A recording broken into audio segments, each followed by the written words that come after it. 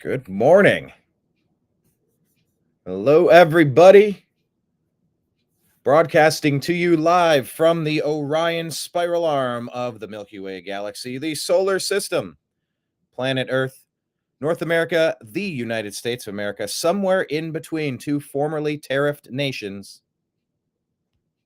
My name is Brian Engelman, and this is Tuesday, February 18th, 2025. You are watching the TNAM AM Show, a division of the Agree to Disagree show here on the new American media, because the old American media has failed you. Here we are, people. We are about a month in now to a new regime. How's it going for you? What do you think? Are you happy? A lot of people are. I'm checking to see if I'm happy. Facebook was taken offline. Let's see if I can stream this now. I'm glad I checked. It should be streaming on Facebook. I did not unclick that. Now, I know that Meta platforms do not like me.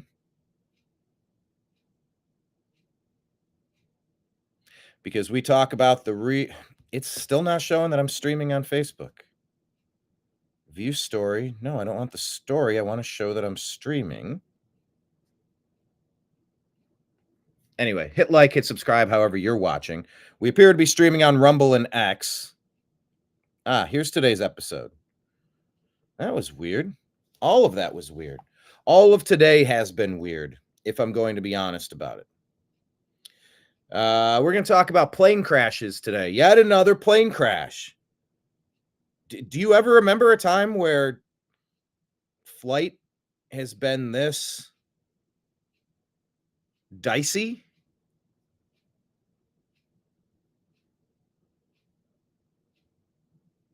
Oh my gosh. Wow. All right. Shared on Facebook, allegedly. But we're not connected to our TNAM fake news group. Conspiracy Theory Hub. It's been named different things. We're going to talk about all the crazy stuff happening in the world. Fort Knox audits. We're going to talk about the Ukraine war that could be ending. We're going to talk about the vampires who are getting Social Security. It just kind of feels like we're living in a cuckoo clock. So let's... Oh my gosh, what is happening now? Wants me to log in. I'm already logged in. I'm here. All right. Morning news. Cheers, everybody. I was just on a 90-minute phone call with a government agency who still could not resolve my issue. Once again, this is a resolved issue from 13 months ago, and they still cannot resolve it. 3 phone calls, 3 different supervisors later. They still will not resolve the issue. Elon Musk, you are needed more than you know to revamp and revitalize the air traffic controller systems that are allowing all these crashes to happen.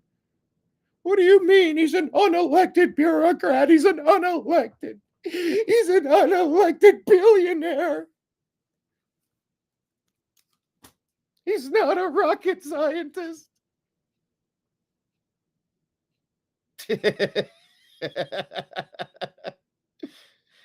Yes, he is a rocket scientist.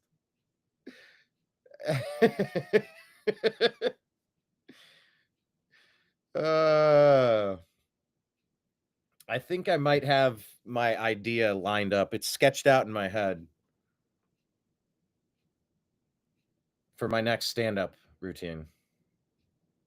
I think I'm going to go unhinged on a rant about Elon. As a joke. Yeah, if somebody could revitalize these government agencies to make them work, to have some sort of accountability, I'm all for it. If we can modernize What does Elon know about air traffic control? There's a crash on Trump's watch. This was Donald Trump. Donald Trump caused that crash at the Potomac. And the one in Canada. It's because of Trump. Trump's in charge. He's responsible. What does Elon know anyway about it? What does he know? I don't know. He uses geo-positioned satellites to navigate autonomously driving vehicle fleets across the world. I don't know. Maybe he's exactly the guy you need for that. What do I know? What do I know? He's not a rocket scientist. Yes, he is. Not a Werner von Braun rocket scientist, but a different kind of scientist. All right, let's jump into the news. We got a lot to talk about. This one was from yesterday. I think I did play this one yesterday, but it's interesting. I still don't understand what happened here. Charles Barkley for the All-Star game, talking about San Francisco, and then he mentions, but yeah, San Francisco's got a problem you guys got to deal with. And man, the crowd was not ready to face reality. Was this a shrieking leftist crowd that just didn't want to hear reality, or it was the wrong time to mention it? But I mean, like when you go visit a city, you notice the good and the bad. And the good about San Francisco is that it's one of the coolest cities. It's so neat. Just to be there is fantastic. I love the place. I hate what they've allowed it to become. You got junkies everywhere, filth everywhere. Show some pride. You would not show your home to somebody if you had junkies sleeping on your front porch, your back porch. You would take them in and try to work with them to get them clean. You would power wash your sidewalk. Charles Barkley mentions it, and the fans are not happy. I said, where's the volume? Volume should be here. San Francisco. I really do. I love to hear that. I do. I love San Francisco. I mean, obviously, hey, listen, we got to do something about the homeless. They need their help. We need to clean it up a little bit. Hey, no, you can't boo that you want to help the homeless. How do you boo that? I don't know if that's a boo. Badly timed boo. See, that's how I say help the homeless, and some of these people are so stupid they booed. I actually like San Francisco. I really do. I love to hear that. I do. They're so stupid they boo. I said help the homeless. I actually like San Francisco. I really do. I like San Francisco too. Now here's more sports and booing. This is a parody, but it was pretty funny from yesterday. They booed our national anthem, so I had to come out and teach those maple syrup eating fucks a lesson. Canada, we own you, lil bro. We don't want Canada as our 51st state until they learn how to play hockey. Sam Bennett and Drew Doty, y'all softer than Charmin Ultra Soft. Me and my brother own Canada. We are Canada's biggest nightmare since Justin Trudeau. Best day in U.S. history since we won World War II. They booed our national anthem. So that's kind of funny if you watch that. I guess Team US, I guess the Americans are pretty injured right now, though. I think they advanced to the final round, and now they got to play Canada again. Good luck to them. They booed our national anthem, so I had to come. Oh, just kind of funny. Did you see this goofy Tom Hanks thing? Oh, well, thank you. Hey, now speaking of church, can I say something? It's just making fun of normal people, church-going people, I guess. More folks went to church, we wouldn't be in this mess we're in now. Saturday Night Live thought this was funny. You know what? I agree with you, Doug. I'd like to shake your hand, sir. Here we go. No, no. It's just. Oh, no. I don't like that. It's just a handshake. Yeah, it's just a handshake. Yeah, all right. You're welcome in Black Jeopardy anytime. All right. Yeah. He won a landslide election, President Trump. Never been more popular, but he's wearing a Make America Great Again shirt, acting like a fool. Thank you, my brother. Maybe I'll start a show for you to come on, and we'll call it What Jeopardy? No. We don't need it. We don't need it. Oh, well, thank Lame skit. Wonder what kind of evidence they have. Tom Hanks. Here's Amy Klobuchar losing her mind. Oh, Amy Klobuchar. repeating lies. That our policy of our government should not be giving $2 trillion in tax cuts to the wealthiest and paying for it by cuts to cancer research. Cancer research is not getting cut. At NIH, something that has bipartisan support for years. And by the way, you want to fix cancer? Why don't you focus on what the NIH is promoting? Why don't you make sure that they're not promoting products that have toxins inside of them, that our food isn't laced with cancer-causing products? That's how you fix that, by the way. And years, or stopping Head Start. But yeah, stopping Head Start, that's a lie as well. Or Senator, freezing people who Senator, are trying they are to protect doing our nuclear stockpile. I know they are, but what I'm saying is at some point the pressure is on them. You know. Yeah, at some point. You know that our pressure is on you. Shared from Dinesh D'Souza. This is Representative Tim Burchett talking about why the left is so freaked out by Doge. We are. Well, that's an excellent question.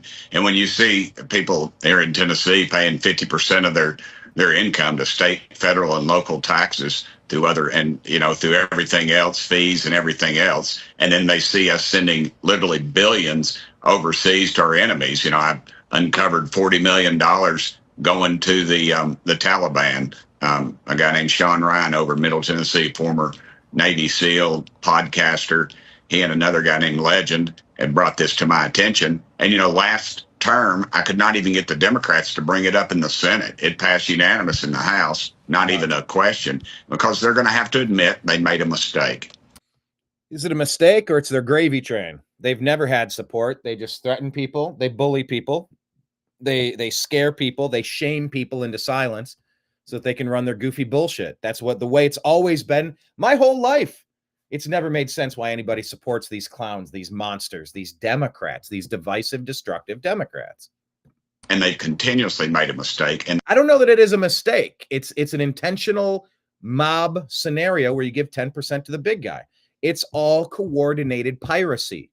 And what did Thomas Jefferson do to combat piracy? He started the Marines. Or was it the Navy?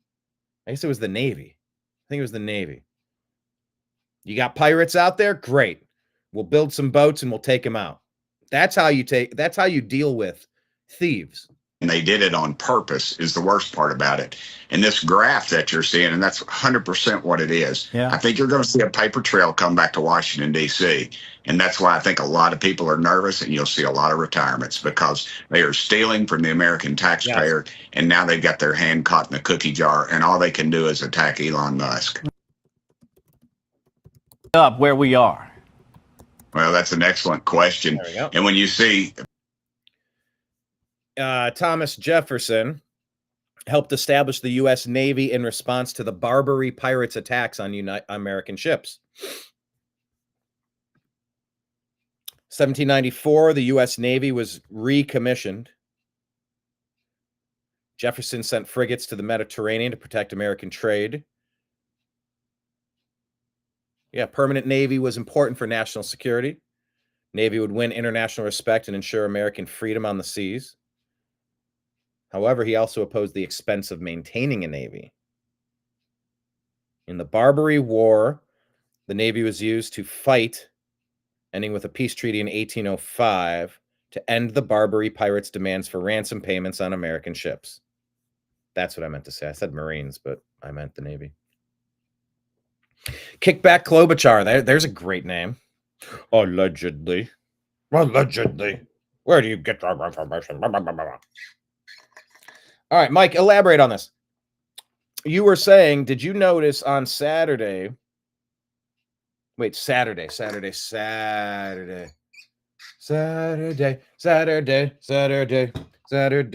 Okay, so you're talking about the hockey game, not the basketball all-star game. You're saying, did you notice on Saturday they cut to people in the crowd and nobody was booing, like it was piped in, maybe? Wouldn't that be crazy? That would be crazy, actually.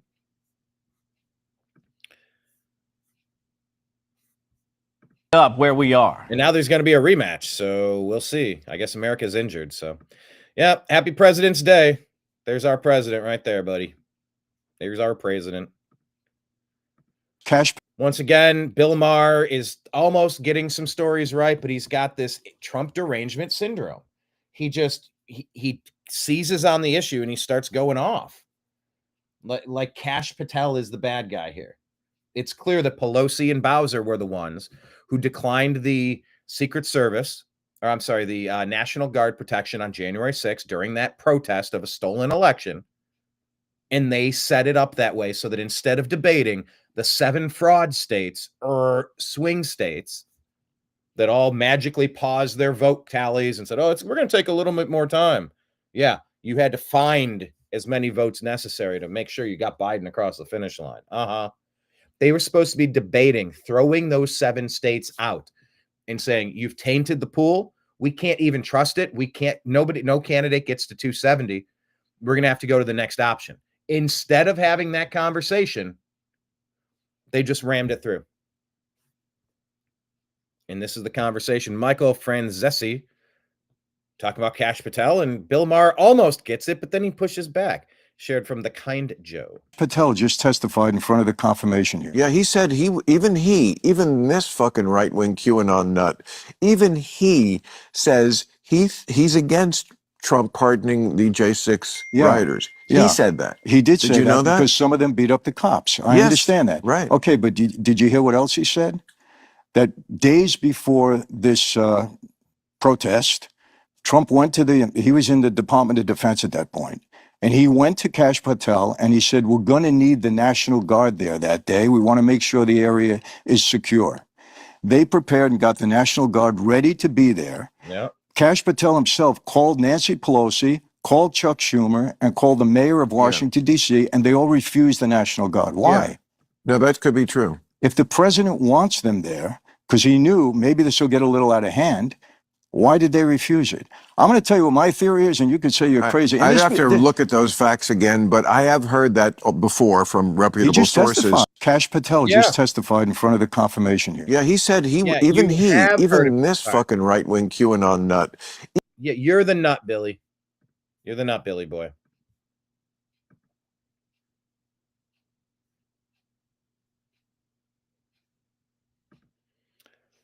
Lisa pointing this out, saying, here's a reminder.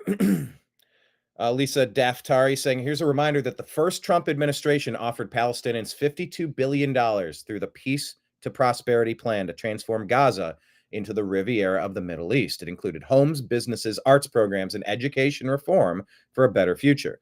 The proposal was rejected without consideration, which was another missed opportunity by leadership, the Palestinian Authority, Hamas, and the PLO before them, that has always perpetuated victimhood over progress. Agree or disagree with that? Consider that. Jerome for Congress says Elon Musk's Doge team has uncovered over 25 million people aged 100 or older in Social Security. 25 million older than 100 years old, including a couple people 200 and 300 million. There's a lot of vampires collecting Social Security.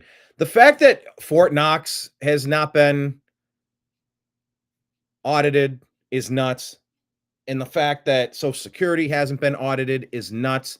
It feels like it's got to be. All right, so the Of course, CNN yesterday wanted to push to cancel President's Day since Trump's in charge. Headline here is presidential historian says President's Day is ridiculous. We should scrap it. What do you mean? It is a little bit silly. I mean, we have had some real duds. Like Joe Biden, Barack Hussein Obama, to name a couple, Jimmy Carter. So I'm not sure we really want to be celebrating all presidents.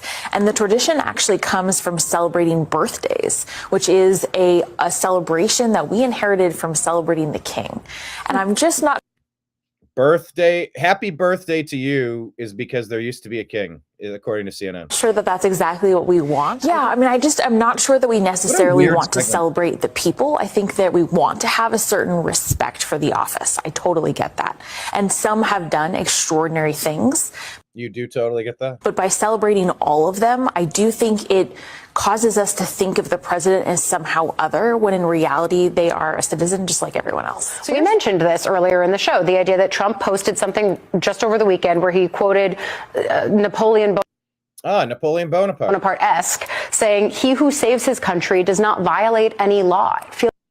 He who saves his nation or country does not violate any law. How could you disagree with something like that? Feels like exactly the example of what you're saying we should push against.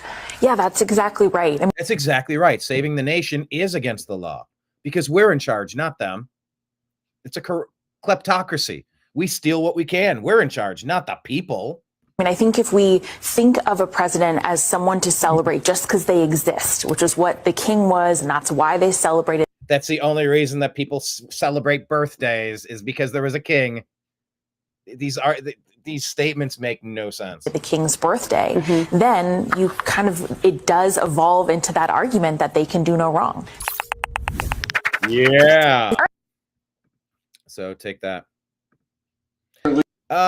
This was yesterday. A federal judge declined to issue a ruling to stop Elon Musk and Doge from accessing federal data.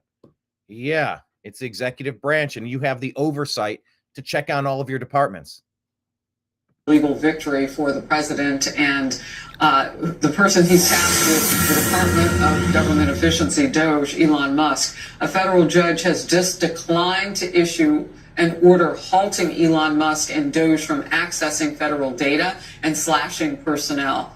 Attorneys general from 14 states are attempting to stop Musk and Doge from accessing data in 7 federal agencies and from firing or putting on leave employees in those agencies. U.S. District Court Judge Chutkan just refused to issue a ruling from the bench. So at that point, she has not halted Musk and Doge from continuing their actions inside the 7 agencies at issue here. Just real quickly, because of your legal background, your quick thinking. 2 of the Supreme Court justices have subtly indicated that they would like to strike down the prevailing rule. It's not statutory. Those 2 being Thomas and Kavanaugh, in dicta in other decisions. They'd like to get rid of this rule that a single district court judge someplace in the country, a single district judge in any random place in the country can derail the agenda of the duly elected president. This has been going on. It's law. This is a continuation of lawfare.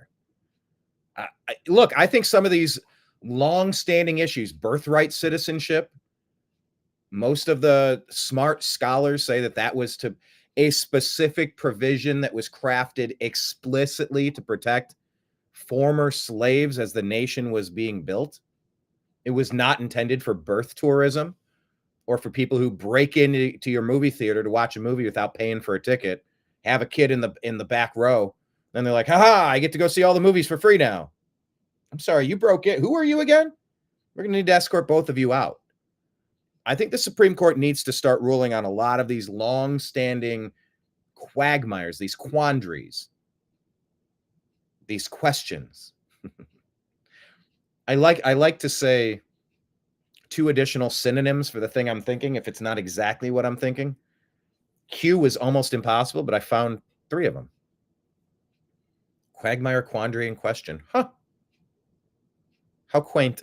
can issue a ruling that holds for the entire country. It's not what the founding fathers expected here. Legal. So I would like to see that happen. I think that's overdue. According to Cat Turd Official, Google has changed the name again to the Gulf of Liberal Tears. And I'm going to say, can we change the Cleveland baseball team back to the Cleveland Indians now?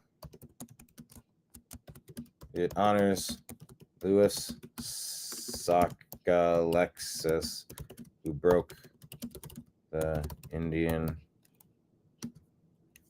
barrier in MLB, and we shouldn't whitewash that awesome history.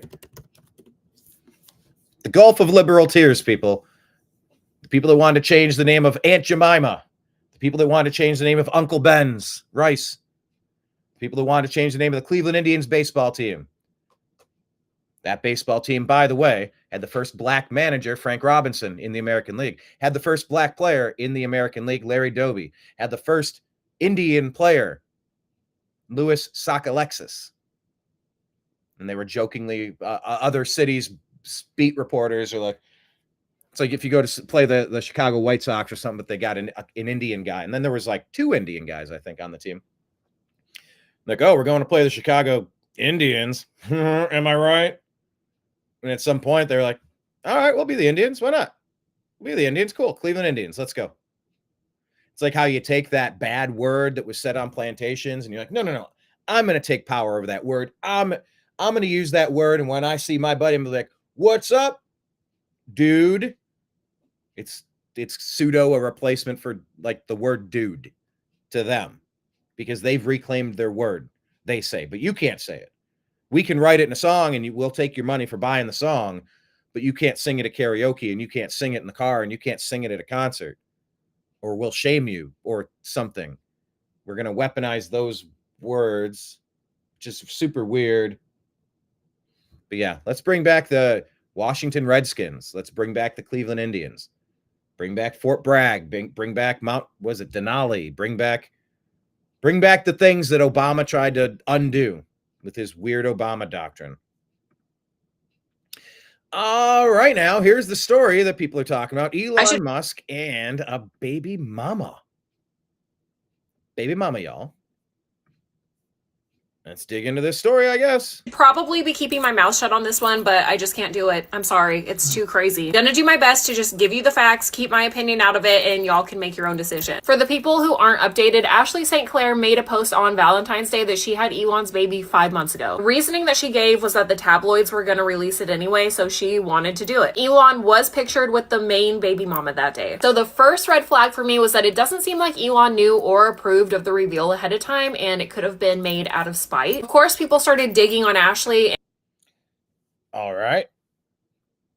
What 2 consenting adults do? I mean, I'm trying to find the part where I'm supposed to care. Whoop. What'd I do? I pressed the button. And she has somewhat of a questionable past on the internet, but whatever. She was young. We've all been there. But then Milo found this post from 2020 and all hell broke loose. I needed to get Elon's attention for a marriage proposal. Please, Greg. He's got a kid with a woman already. Seems unlikely to work out. Well, he actually has 7 kids and goes through women pretty fast. Elon commented on that post and just said, whoa. Ashley responded, Elon, we have been trying to communicate for the past several days and you have not responded. When are you going to reply to us instead of publicly responding to smears from an individual who just posted photos of me at 15 years old? Not sure if by we she means her and the baby or her and her legal team or PR team. And she also posts, it's interesting that Elon is responding to this clearly in just screenshot that was discussed with his team months ago in a documented call. Now he decides to respond to it publicly from an account that posted photos of me as if he wasn't asking me to have more children last week. I would like Oh. Okay. to take this offline for our child's sake and have been attempting to do so for weeks. Then she started working with the ex-security team to get Milo's account shut down. She posted this very interesting screenshot. The security team on Elon's own platform locked the account that he's responding to for a week, posting non-consensual underwear photo of me as a child. What? By the way, remember when Meta smacked me and disabled my accounts on Facebook and Instagram because we were sharing a picture from the Hunter Biden laptop, that one where he's in the tighty whities and he's got the scarf around his vest, around his neck, and he's standing there. Cuck of the walk. I'm Cuck of the walk. I'm Hunter Biden. I am. They said that photo was sexual exploitation or something. And I'm like, hold on. I'm calling out the sexual exploitation of the women on his laptop, many of whom appear to be underage, who he's exploiting. But because he's standing there with his parts covered in his underwear, nothing exposed, nothing showing, nothing naked, they said it was exploitive. It was sexual exploitation. I said, no. I'm calling attention to Hunter Biden's voracious appetite for sexually exploiting women through prostitution. Sex work is real work. Okay, I hear you, libertarians. Good luck with that. But it is my body, my choice. Yeah, I mean, it is, but it's also damaging in a lot of ways. My body, my choice. Sex work is real work. Okay. All right, so the big claim here is underwear picture. Okay. Of the encounter. We're increasing the timeout period to 1 week. This will also help us get to the right of this news cycle on Ashley. GET is Ashley St. Clair. We're not talking Ashley Biden. Look at her diaries, by the way. Look at the lawsuit that was filed. Remember that one? Remember how they went after Project Veritas because Ashley Biden says that she had to suffer inappropriate showers from her father, that creepy weirdo, Joe Biden, former Vice President Biden. Is also using the media matching tool to surface additional instances. So that made people kind of go, she's working with people at X to control the media. Has this happened before? How often does this happen? Then New York Post wrote an article saying that Elon declined to put his name down on the birth certificate. Almost all of Elon's kids are IVF. I've heard at least 9, but up to 11. Of Musk's 13 children, 13 kids, at least 9 via IVF. Okay, trying to keep the stats here. And some of them were also through a surrogate. We still don't know if this baby was created on purpose or on accident, but for whatever reason, Elon has wanted to keep it on the DL. So this has all been turmoil already, and then a few hours ago, WikiLeaks made a post. Ashley St. Clair is managed by PR strategist Brian Engelman, who previously received $598,000 from Israeli security company Mer Security and Communication Systems. At that time, Okay, now we're getting into reportedly to help Congo avoid human rights sanctions. St. Clair says she is Jewish. Brian also wrote a book on Israeli lawyers, which would make us assume that he is probably Israeli. This is some of the damage control he was doing for Ashley before people knew that he was her PR strategist. Ashley St. Clair is a woman of tremendous integrity, committed to protecting her family. This reasonable request should be honored by the media. All of this has a lot of people asking, was Elon set up by Ashley? Is she just Was she setting up? Huh. Did Ashley set up Musk like Epstein? Huh. Okay, I pressed the... Okay. After his money? Is there any way she got close to him to spy for Israel or something of the sort? I hope not. I hope this was mutual and everything is going to be great for them and their baby and their families. It all just raises some questions, so I'm going to let you guys decide in the comments what the verdict is. I should probably be keeping my mouth shut on this one, but I just can't do it. All right, well, it's in the zeitgeist. What do you think about it? Question of the day. What do you make of this story? Is this the first time you're hearing it? Have you developed a... opinion on the topic? I don't know. I'm just now learning about it. This is what people are talking about. Let's talk about it together. James Woods here says the irony of ironies is that it took one billionaire who wasn't owned to demolish the Democrat grifter stealing trillions of dollars from the American people. No wonder they've been trying to kill him for 8 long years. Now wait until the Epstein list comes out. Oh, the Epstein list. Epstein was a honeypot meant to catch people and turn them into traitors. We got dirt on you, do what we want or else. It's like all these cartel men. Oh, it's not so bad. These people coming across the border with coyotes, they're just looking for a better life. When you owe the cartel, you work for the cartel. You're multiplying the cartel. You want to get into real work? Sex work is real work. You're being forced to hoe yourself out for the cartel. Got to commit wire fraud. You got to commit credit card fraud. You got to commit welfare fraud, benefits fraud, voter fraud, theft, embezzlement. Like what? You have an army of people who are indebted to the cartels inside of your country, and you don't think that's a problem. Yeah, I'm going to go ahead and say that's a no for me, dog. It doesn't sound like anything I feel like participating in. Oh, darn it. I'm in the wrong format here. There we go. We'll go top and bottom. I like that name, Kickback Klobuchar. All right. James Woods. I believe James Woods' house was saved, by the way. saved during this fire. California, according to Breitbart, says California is unlikely to follow Tennessee and refund property taxes of disaster victims. California appears unlikely to follow Tennessee's example of refunding the property taxes of victims of natural disasters, even though the failure of state and local services, including water and firefighting, caused their suffering. Local NBC affiliate WSMV4 reported the state refunded 130% of property taxes for those hit by Hurricane Helene.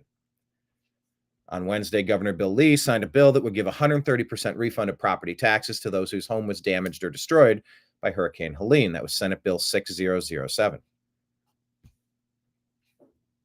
California does provide for refunds of property taxes to be considered, but only in extremely limited circumstances. Residents affected by the Palisades Fire and Eaton Fire in LA County have noted that firefighters were not sufficiently pre-deployed ahead of the anticipated extreme wind event on Jan 7, and that brush clearance had not been performed sufficiently on nearby state lands. Once again, I'm calling for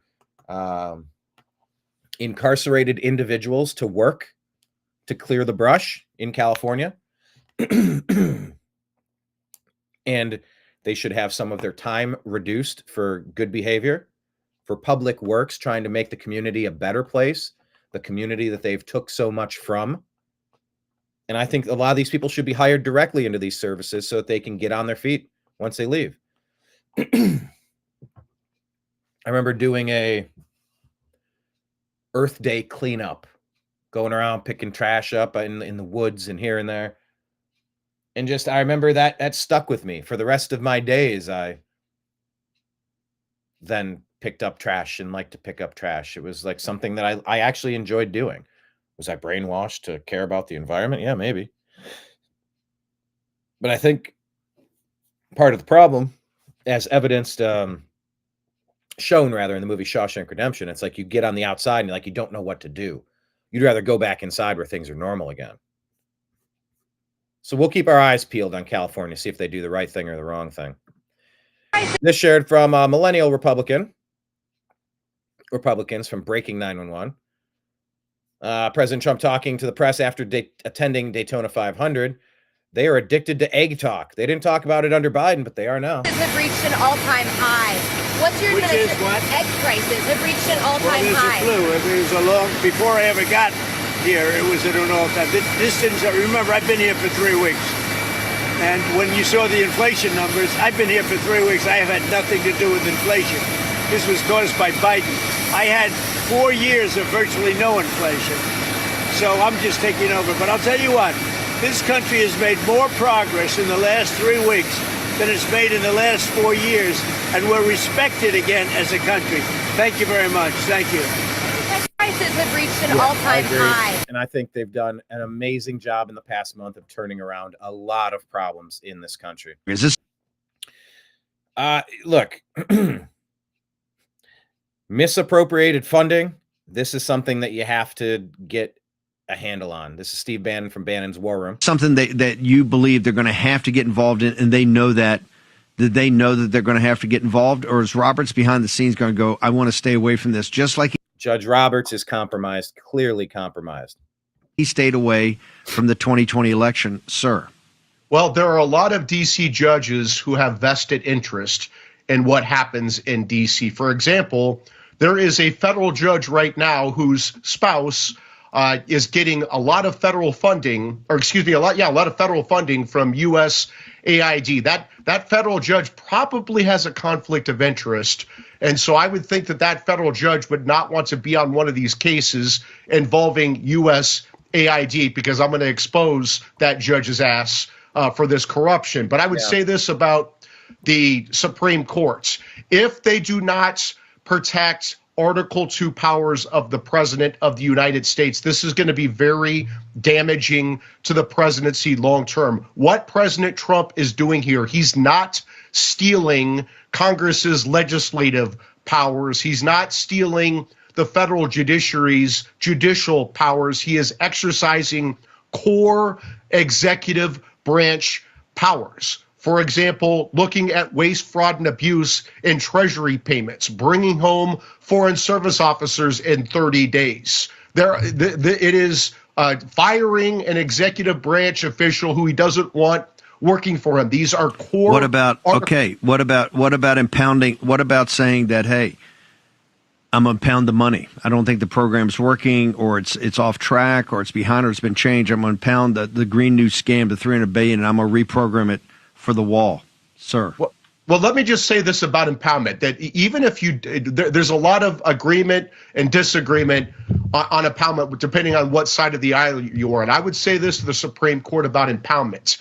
If the president of the United States, for example, knows that Congress has mistakenly appropriated money to the UN in Gaza, and that money is going to fund Hamas terrorists, does the president of the United States have the power as the chief executive officer and the commander-in-chief to stop that appropriated money to Hamas? And the answer is hell yes. And if you don't think otherwise, you are creating a very dangerous situation. The president has the power under Article to take care that our laws are faithfully executed. He is the commander-in-chief. He is the commander-in-chief, and either he has the power to do his job or he doesn't. And these judges overstepping their bounds. You saw that judge that didn't recuse himself. He's getting money from USAID directly, indirectly. You have to recuse yourself. And if you don't recuse yourself, you have to lose your law license and be stripped of your position of judge. If you violate the sanctity of trying to be a third-party impartial observer as opposed to be a corrupt, embedded cog in the machine, yeah, you don't get to be a judge anymore. Giving money from Congress to the UN as a front group in Gaza to Hamas is not only would it be actually the president would be derelict in his duties if he continued to fund the UN in Gaza, knowing that that money was going to Hamas terrorism. Is this something that you believe they're going to have to get involved in, and they know that? Is this the beginning? That they know that they're going to have to get involved, or is Roberts behind the scenes? Yeah, that was the beginning of the clip. Instagram, show me the the bar, the status bar of how long the clip is. So when it reset, like I have such a problem. I love the format of playing you clips from Instagram, but I do not like that it repeats their clip. Not a huge fan. This is from Breaking 911. Secretary of Defense Pete Hegseth has exposed that the Biden administration performed a last-minute audit on him immediately following his nomination. The party of norms and decency strikes again. We will never back down. So Peter and Jennifer Hegseth, follow this story. Just hearing about this for the first time. Weaponization of government. It's what the Democrats use to keep their people in place. I think I just played you the Department of Government Efficiency. Yes, I did play you this one, so we will move on past it. By the way, hit like and hit subscribe. By the way, you want to know this. This is being reported that the Mexican Senate has just approved the entry of U.S. Special Forces to take on the cartels. Trump has designated the cartels as foreign terrorist organizations, and they're about to pay for the American lives they've taken. This reporting from Nick Sortor. Now, the community notes is saying, this is specifically in DC Drano here, saying that these troops will be tasked with training Mexican forces to take on the cartels. But he has a feeling that some of our guys will be getting in on the action directly, and that we'll see. U.S. Army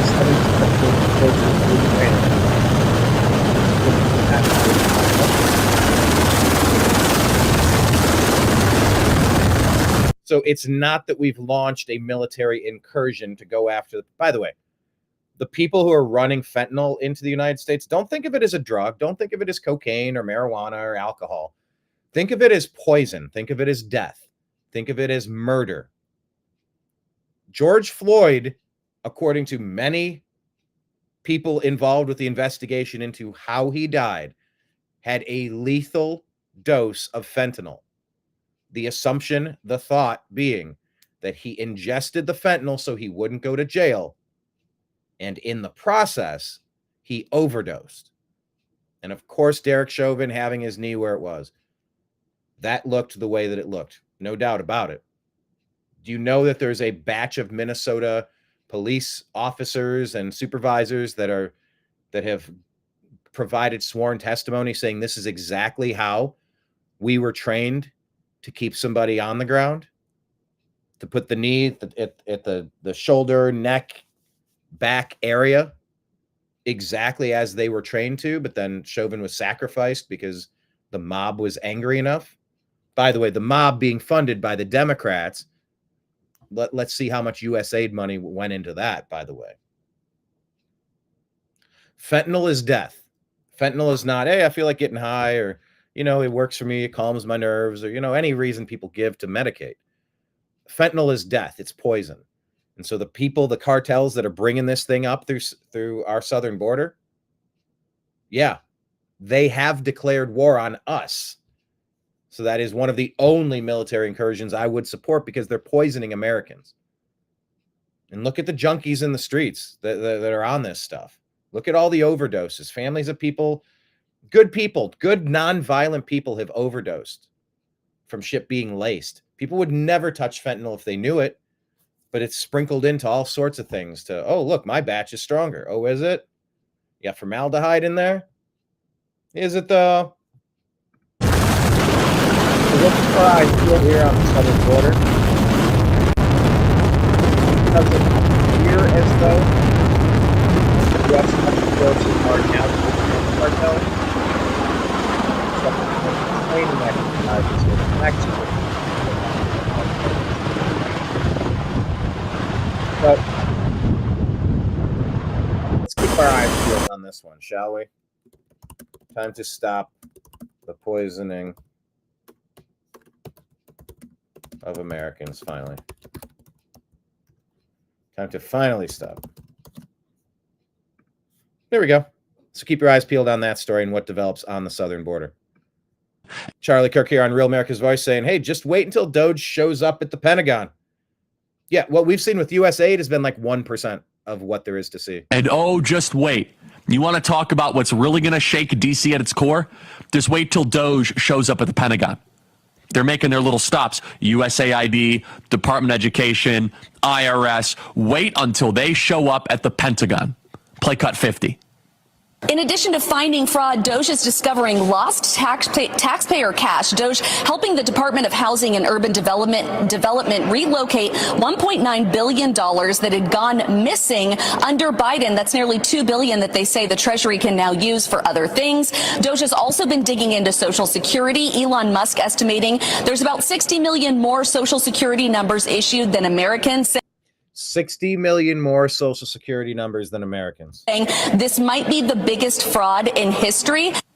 Think about that. 60 million more Social Security numbers than Americans, which, by the way, might be doing phantom Social Security payments to illegal aliens, allowing them to steal Social Security numbers. And no one has even dared to look at it, to ask. That's something you audit on a monthly basis, let alone a yearly basis. Questions about it. We're going to go the way of fiscal sanity, living within our means, balancing our budget, a country for our children, not towards imminent fiscal collapse. And imminent fiscal collapse. Yeah, I would like to avoid imminent fiscal collapse. Elon Musk here saying the real reason so many Democrats are upset about entitlements, Social Security, Medicare, medical, etc., fraud investigations. Okay, upset about entitlement fraud investigations is that they are using your tax money as handouts to attract and retain illegal alien invaders, their future voters. That's what it's about. Truth. So, in other words, treason.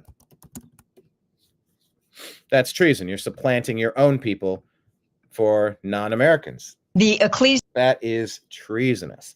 Let's talk about this. Another one from Real America's Voice. There's a cardinal that's been involved in, allegedly, according to Real America's Voice, cardinal involved in unaccompanied minor invasion, 60,000 children, non-governmental organizations, Ratzinger, Benedict. What is going on? Special advisor to Biden, to Obama, none other than the demon Cardinal Ted McCarrick, was involved in the initial unaccompanied minor children invasion in the southern border. He worked with the Vatican, with the bishops in Guatemala, Honduras, Nicaragua to flood the southern border with about 60,000 children. We don't know where those 60,000 children went, but it gives me great concern that the mastermind behind this was Obama's ecclesial chief of staff, McCarrick. Imagine a global sexual predator, the architect and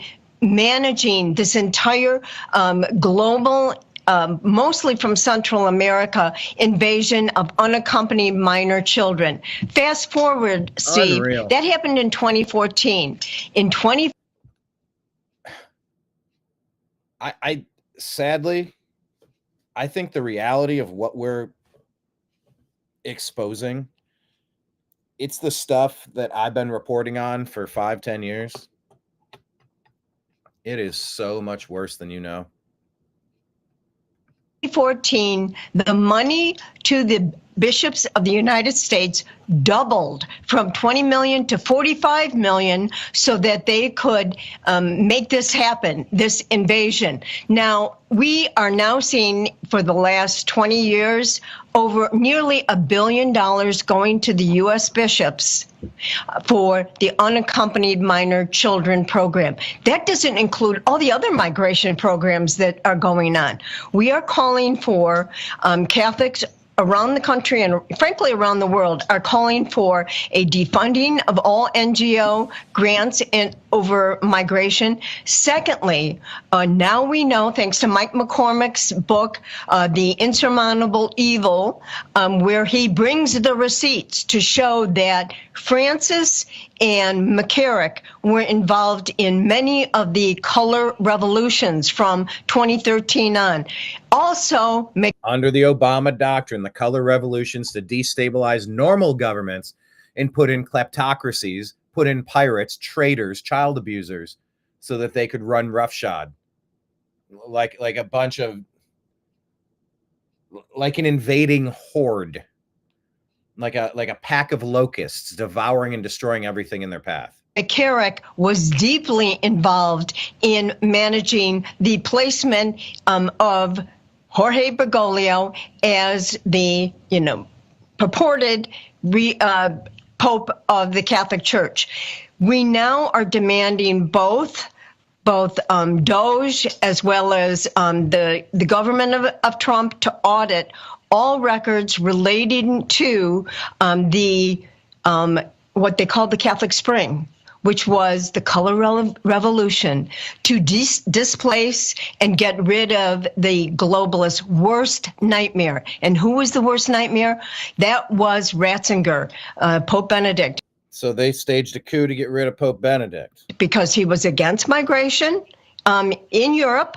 He was against the climate change. He was against the China deal. He was against the mass UN Sustainable Development Goals. The entire New World Order, the ecclesial special. Okay, I think it stopped there. But there's Pope Benedict announced his resignation February 11, 2013, taking effect February 28, 2013. First pope to resign since Gregory in 1415. He cited declining health and the physical and mental demands of the papacy. Persistent sleeping troubles is the main reason. Unexpected resignation. Was he forced out?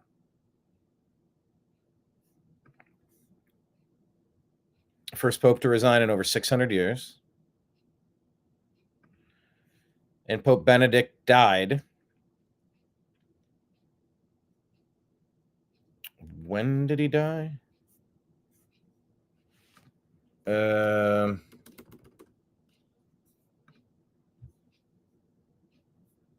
2022. He was against all this craziness. And they removed him. Or he said he stepped down. Cardiogenic shock resulting from respiratory failure from an insufficient parenchymal. Okay, I don't know. I wonder who the heck's running that church. And to what reason? For what reason?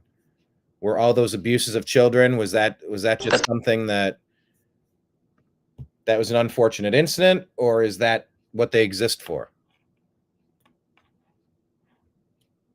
The invasion of sovereign nations.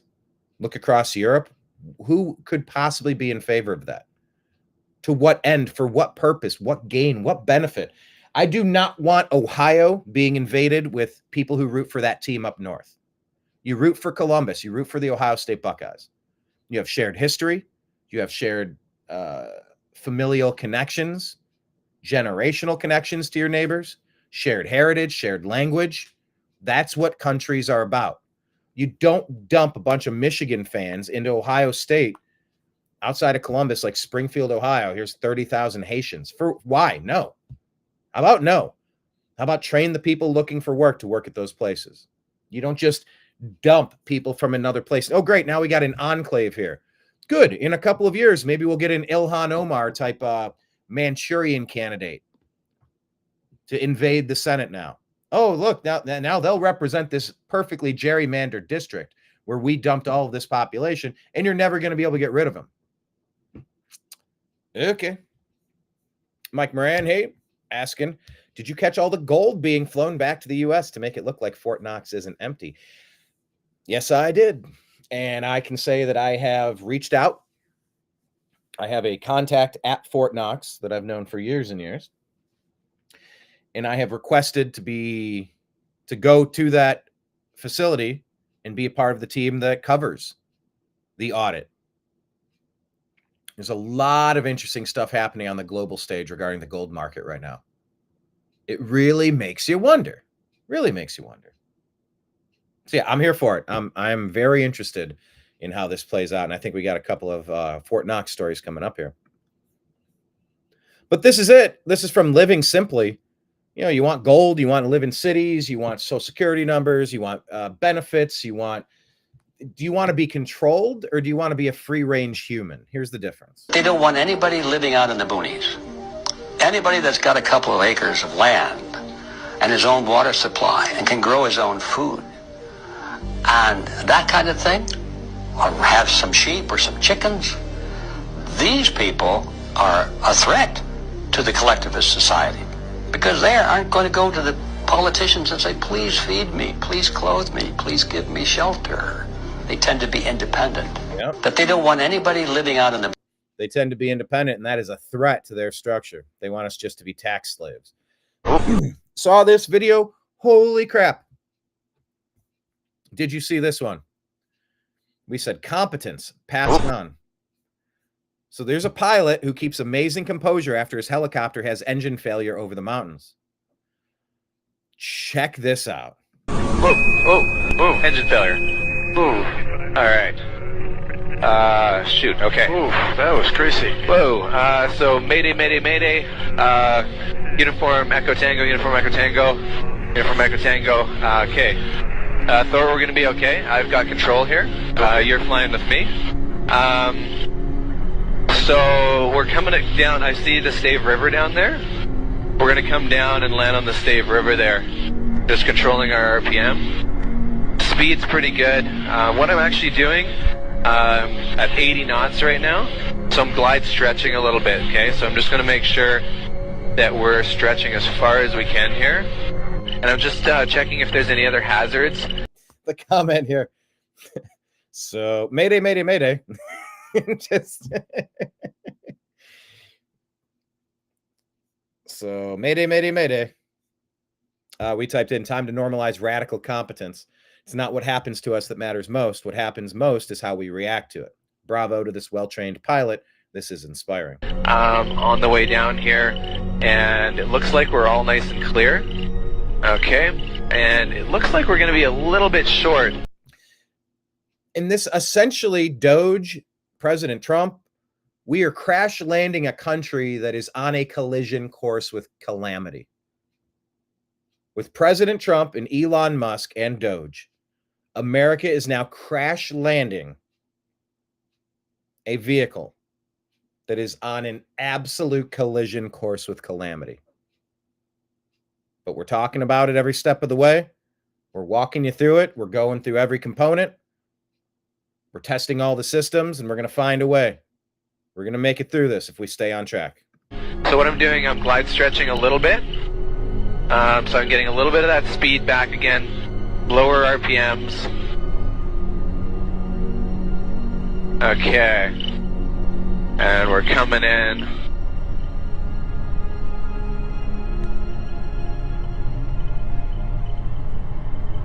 Alright, this is going to work just perfectly right here. Look at that. Yeah, we're going to do it. We're going to do it. We're going to be okay.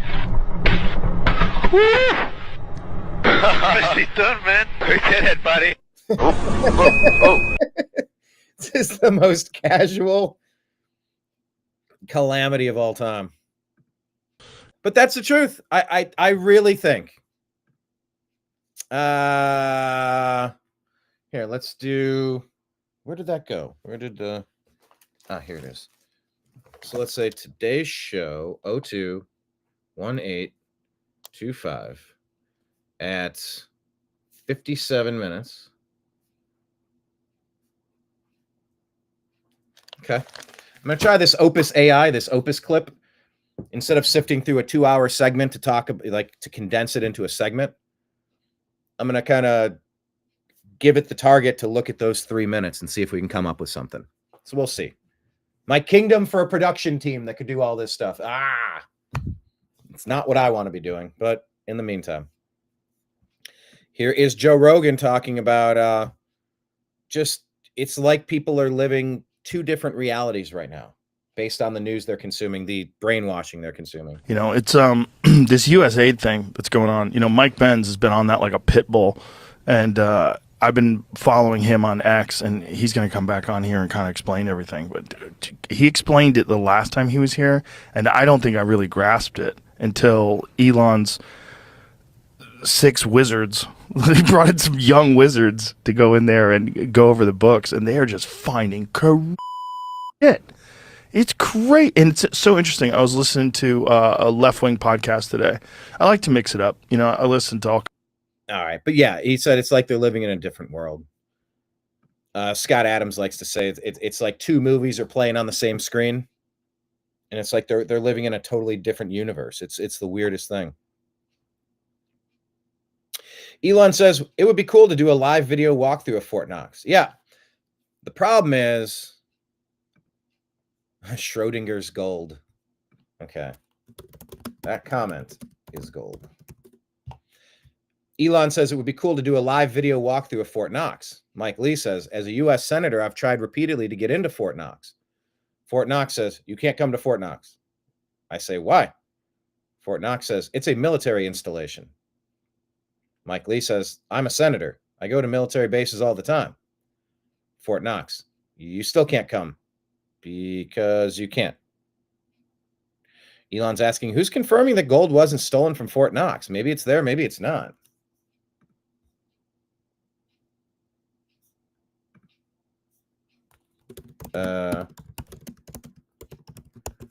Is my comment not?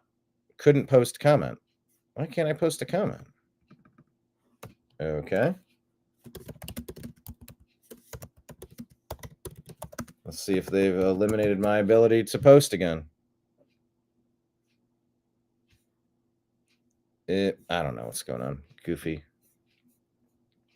But yeah, I have requested going to Fort Knox. I would like to be a part of it. But the problem is, like you were saying there, hold on. I got to pause this. It's going to start shifting through the stories. Yeah, all the gold being flown back to the U.S. to make it look like Fort Knox isn't empty. There are so many theories on this.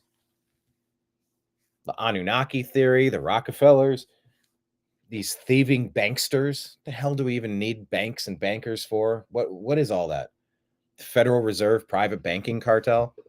Okay. I watched a whole Bitcoin show yesterday, and they're like, look, people are like, see, you can't have dollars, you got to have gold. And they're like, here's the problem with gold. By the way, wasn't Fort Knox built just to house the gold that was stolen from American citizens? 100 years ago, they're like, you're no longer allowed to have gold anymore. Why? Says who? You're not my boss. You don't get to tell me. You can't steal from me. If you're trying to steal from me, you're attacking me. If you're attacking me, I have a right to defend myself. What is this? Yeah, things have been weird in this country for a while, and it's time to unravel it all. But the problem is going to be, so what? You walk around and you see pallets of things that are shiny. All right. In an audit, you take them down and you cut them in half. You melt them to see if they're made of tungsten. You melt them to see if they're made of lead. Tungsten is the word, the precious metal I most commonly hear. That they might be bars of tungsten stamped, dipped in gold. And how would you know? The way to do an audit is you got to cut them in half. You got to cut these bars in half. Gold is a relatively soft metal. You could melt it. You could cut it if you had the right tools. How would you even get to all of these? I've been on these bourbon tours in Kentucky. You know, they'll go through and they'll pop the bung hole out. It's called the bung hole. It is. And they got this little device, this little siphon. They pull a little bit out and they'll pour some into a glass and they'll do the, all right, yeah, this needs a little bit more time, or this is good. And, oh, this is an exceptional batch. Send this up to our special batch area. Okay. How do you audit that much gold? You got to cut into the bars. You got to cut into bars of every pallet. Melt them down, remelt them. And then you got to put surveillance. You got to have a camera. You got to account for anything that comes and goes.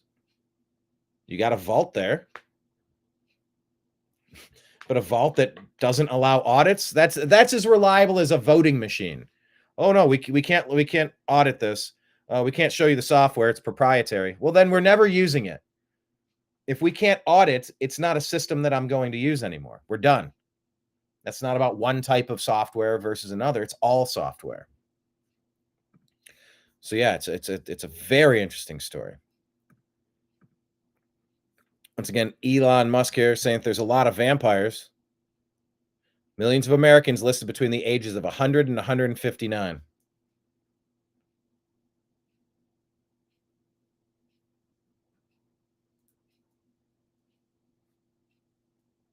In Social Security. Far more eligible Social Security numbers than there are citizens. It might be the biggest fraud in history. So share that with all the people that are trying to say, oh, illegal aliens, they don't get any tax dollars. They don't do anything. Where's all this fake money going to fake people that don't live here? Where's it all going? Bueller? Elon responding, bruh, if I wanted to rummage through random personal shit, I could have done that at PayPal. Hello? Having tens of millions of people marked in Social Security as alive when they are definitely dead is a huge problem, obviously. Some of these people would have been alive before America existed.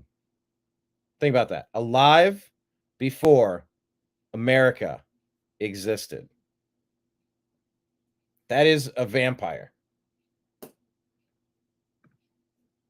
Look at this. Look at this list. 4.7 million between 100 and 109. Seems like a lot. 3.6 million between 110 and 119. Who's this person that was alive 360 to 369 years ago? Huh? The person that's been alive for 249 years? Where's that person? Right Angle News says Doge discovered there's 394 million Social Security recipients, despite the country having 334. 394 million. Only 334 citizens. Yeah, you've seen nothing yet. And this has just been going on and on. Nobody's ever decided to stop it. David Harris Jr. saying, this reaffirms that Social Security was never drying up. It was simply being stolen for Democrat money laundering, sent to dead people that others cashed, sent to multiple people with the same Social Security number, redirected to fund migrant services.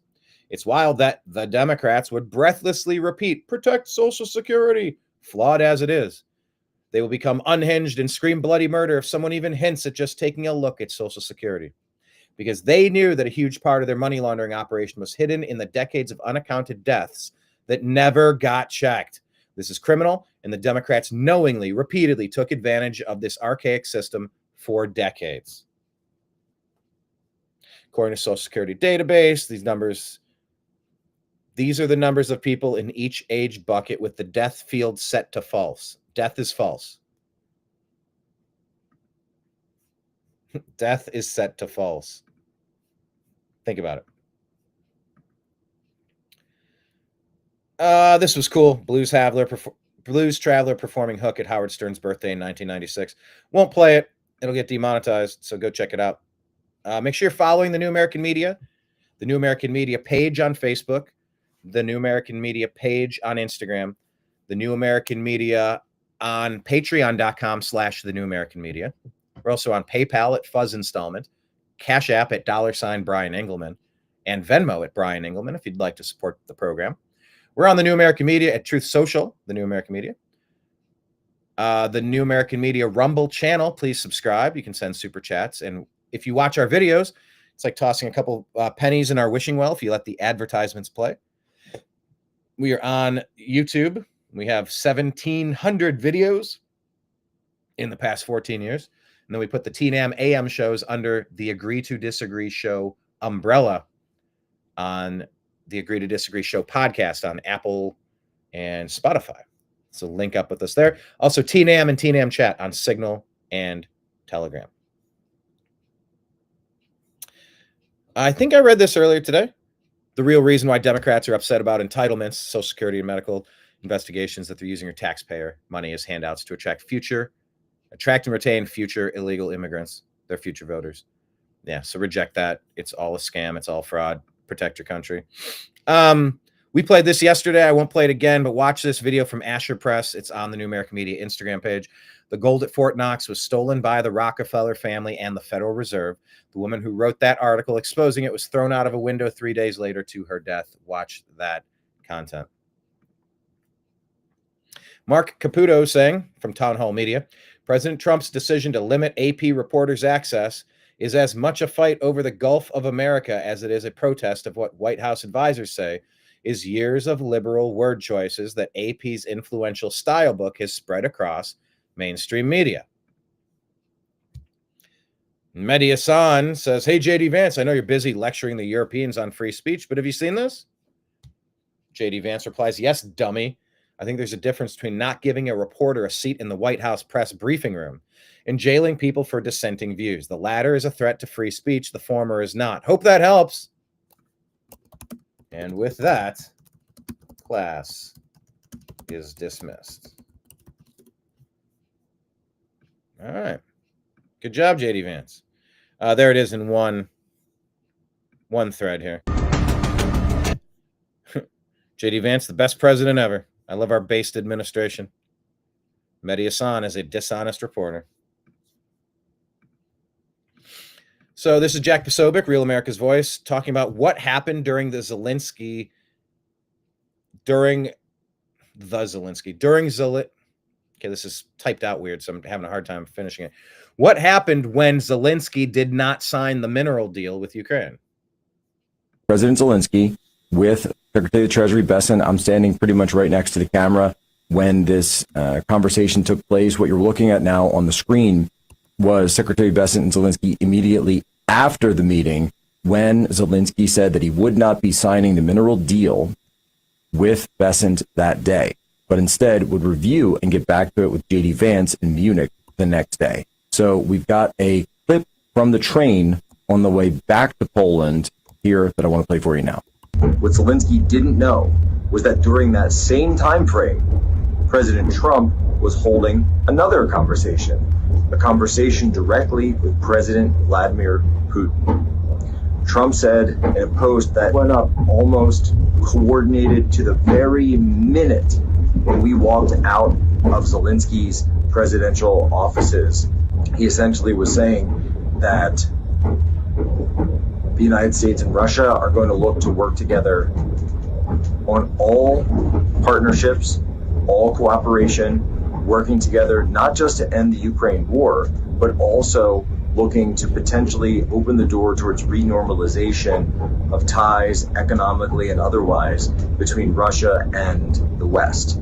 So rather than stay on the escalatory spiral of NATO and Russia going back and forth, try to find a way off of that. And President Trump said that he and Putin had a long conversation, but Putin emphasized the need for common sense, a refrain of President Trump's from during the campaign. And also, very significantly, President Trump said that he agreed to host Putin in the United States, as well as he himself, President Trump, travel to Russia. This is something that a few years ago would have been unthinkable. So what you're seeing there, I've gotten back on the train, night train back to Poland, out of Kyiv. Some of my initial thoughts at hearing that the United States of America, through President Trump, duly elected president, is now... It's interesting. I typed out a whole comment. They wouldn't let me post it. I typed out a comment about these are dangerous times for Zelensky. They wouldn't let me post that. Then I said, what comes next? And they let me post that. Instagram, despite the fact that Mark Zuckerberg has said that they're not going to be censoring speech anymore, they're still doing it. They're doing it on Meta. They're doing it on Facebook. Now holding one-on-one direct talk with Vladimir Putin to end the Ukraine war. President Trump following through on his promise there to do so as quickly as possible. We were there. All right. Yeah, Zelensky's kind of cut out of this negotiating process now. Dude better be super careful. I don't know that he's ever going to be safe. I think he knows too much. He's money laundered too much. I mean, he was at the core of this whole situation. He backed the wrong horse. He partnered up with Victoria Nuland and Barack Hussein Obama and Joe Biden, some of the worst people on earth. And nobody likes what they're selling. That's why they were resoundingly trounced and thrown out, soon to be thrown in jail, perhaps. Crimes against humanity, the stuff that they've done. And Zelensky is eyeballs deep in it. Eyeballs deep in muddy water. Quote of the question of the day. What is that quote from? Eyeballs deep in muddy water. According to Wake Up NJ, this is saying that this is one of the best things you'll see all day here. New Jersey Senator Cory Booker getting blasted. Cory Booker says, we're barely 3 weeks in, but Trump is laying the groundwork to allow staggering levels of corruption to occur in the U.S. government. Here are 5 actions he's already taken to open the floodgates of corruption. Just the facts. Elon Musk says, well, if there's anyone that knows about corruption, it would be you. How much has your wealth increased since you've been in politics? Just round numbers would be fine. Damn.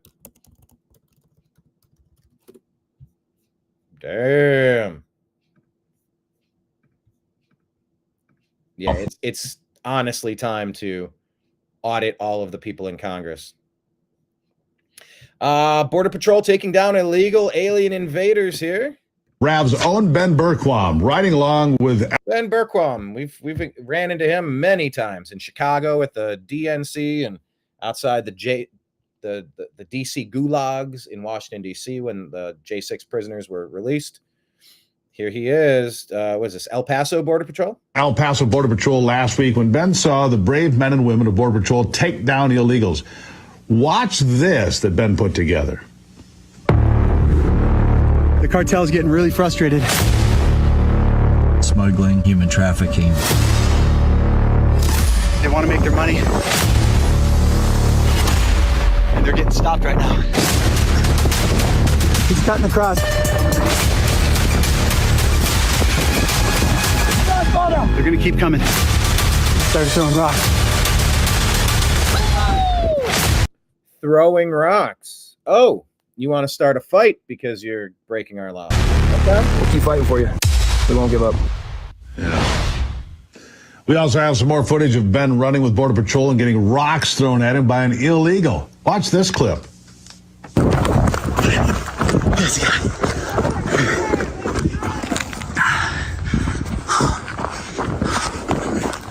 We're throwing rocks.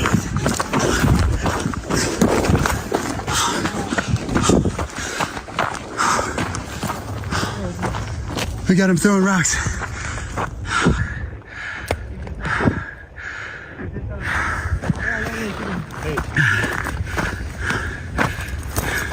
This is what it would have always looked like on the southern border if we had somebody that cared. Barack Hussein Obama in his third term with his puppet Joe Biden.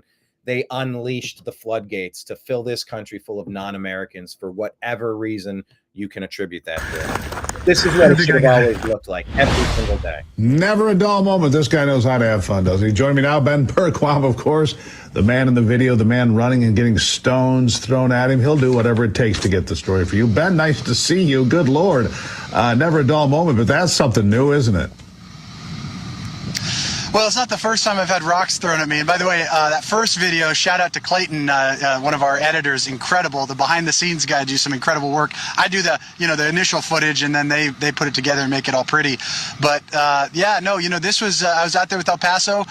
This is a slow time. That's the shocking thing about this. We have some of the lowest numbers we've had in years now, from 11,000 encounters a day down to a couple hundred encounters a day. But even with that, the cartel there, they still operate at will. There's nothing stopping them on the Mexico side. So basically what you have, and if you saw me chasing that guy, and as soon as he crossed over the road, I slowed down, because as soon as he stepped on the other side of that road, that was Mexico. And so there's nothing you can do at that point. He's free to stay there. And they just sit there and wait, and then they'll take their opportunity to run back. It's like Red Rover, to try to come into the country, and Border Patrol's out there just chasing these guys down. And if they were ever empowered to do their job, this would have never been a problem to begin with. This isn't a migration crisis. It's an Obama crisis. It's a globalist crisis. It's a destabilization crisis. It's a Cloward and Piven crisis of overwhelming the system and changing, fundamentally changing. We are 5 days away from fundamentally transforming the United States into a Marxist hellscape. Where the cost of entitlements will cripple the United States, and our imported enclaves of non-Americans will take over and rename, reshape everything that America is. Vote for me. Si se puede. Thank you. I'm Barack Hussein Obama, and I approve this message. Tracking them down, tackling them when they can.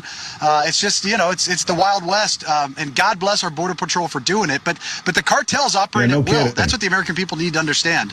Rav's own Ben Bergquam riding along with El Paso Border Patrol last week when Ben saw the brave men and women of Border Patrol take down illegals. Watch this that Ben put together. All right, it hit reset. I wish it wouldn't do that. All right. Adam Schiff here is saying that Elon Musk is trying to access your personal bank and tax data. The world's richest man should not and cannot be able to snoop around your personal finances, period. End of story. Chaotic Good says he's not trying to snoop around my personal finances. He's trying to snoop around yours. Besides, you get paid with taxpayer money and should be subjected to these types of audits on a regular basis to flesh out the obvious conflicts of interest. Boom. Button. Yeah. Well said. From 300 Guns. Here's comedian and podcaster Dave Smith, who I met a couple of weeks ago. Did a good comedy performance. And he's pointing out the obvious. Dave is a pragmatist. He's libertarian leaning, but he kind of gets it. I issue that caveat because I think there's a lot of libertarians who, what was that George Clooney episode of Tesla drivers, or no, Prius drivers in LA? They love the smell of their own farts on the South Park episode. A lot of libertarians stand on a pedestal, a high horse, and tilt their nose up to the skies and maintain pristine ideals. But in the real world, things are messy. In the real world, there can be compromises. Would you make a compromise on one thing to get 9 things you want? That is politics. That doesn't mean you're changing your ideals. It's meaning that on that day, you're getting what you can with what you got. And then maybe on another day, you fight that battle. You cannot fight every battle every day. Dave is pragmatic. I told him that. I said, I appreciated your pragmatism. He goes, oh, thank you. He goes, the rest of them didn't seem to. I go, no. That resonated with a lot of people. Don't think that just because a couple of loud voices, rabble. Your pragmatic approach with Vivek and Clint Russell, at the weekend where Donald Trump and RFK Jr. were in the room for the Libertarian Convention, It was important. So anyway, here's Dave Smith's reaction to Doge and why the Dems are freaking out. Whoop, where's the volume? To Doge in many ways says it all. Like the fact that everyone's freaking out so much about the fact that these books might be opened. Ooh. We might actually be able to look and see what you're spending our money on and then maybe even roll some of it back. And you see the freak out from people. I really enjoy watching the people spaz out over it. Because just look at what they're reduced to arguing. But if you just really zoom out and think about Doge and the reaction to it, the U.S. federal government, biggest organization in the history of the world, spends more money than anybody else in the history of the world and has accumulated more debt than any other organization in the history of the world. And as soon as anybody even suggests modest cuts or even just opening the books, everyone in this town loses their freaking mind and says it's going to be the end of the world. And that, in fact, this is the corruption. The corruption is opening the books. I think I share something from Cat Timph. This is an equivalent to I'll let Cat Timph say it. I'm pretty sure I shared this morning.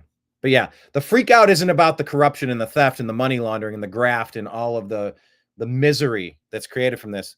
The problem is that you found it.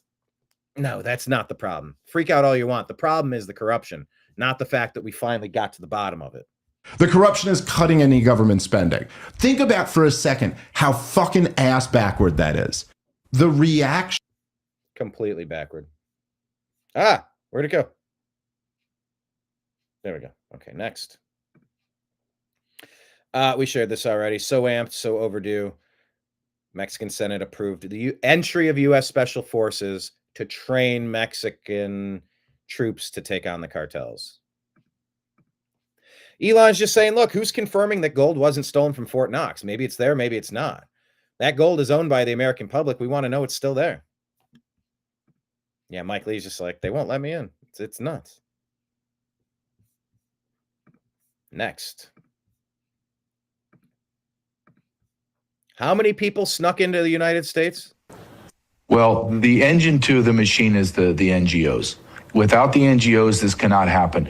You were looking at Congress has admitted to 30 million people across the border in 4 years. The government, Joe Biden, admitted to almost 17 to 18 million. So if you want to split hairs, you can go ahead. But I'm telling you, 30 million people crossed the border illegally. How did that happen? How did they get 30 million people from 180 different nations out of 195 nations on planet Earth? Well, they did it from international NGOs through the through the UN, USAID. We paid international NGOs to move millions of people onto the border, cross the border, and then we paid through FEMA and DHS through FEMA, paid domestic NGOs, which they're blurred between the international and domestic. And yeah, I heard it said, if defunding if shutting down a government program like USAID cuts off the funding of an NGO, then it was never an NGO. If the NGO doesn't have oxygen because USAID no longer has oxygen, it's always been a governmental organization. So you're telling me we took American tax dollars, we didn't rebuild Maui and East Palestine and Western North Carolina and the Pacific Palisades, but instead we funded people to sneak into our country with no background checks for criminality, no health checks for COVID-19. Remember when everybody had to be tested? You needed vaccine papers to move around, allegedly, what the Democrats tried to do. Remember all that? Our money was taken to abuse our own laws. Like, this is something out of if this were in a movie, you wouldn't believe it. Move 30 million people into America. And when you go through the statistics. And 30 million is the number that I've been using for a long time. If they're saying 20 million, you got to bump it up because they don't really know the real number. The data of who these people were that crossed in the border. Let me tell you, you are looking at millions of criminal aliens. You're looking at least 1 million terrorists called special interest aliens, SIAs. You can split hairs all you want, but our government purposely destroyed our sovereignty and put us in the most dangerous position in American history. And we're still in that danger zone right now as we speak. Yep, still a problem. Still a huge problem. Steve Gruber reporting that Doge is expected to be granted access to the IRS system immediately. Gavin Kleiger, a software engineer working under Doge, will be based at the IRS for at least 120 days. Okay. Is that a fact? Okay. Gavin Kleiger at IRS with Doge, 120 days.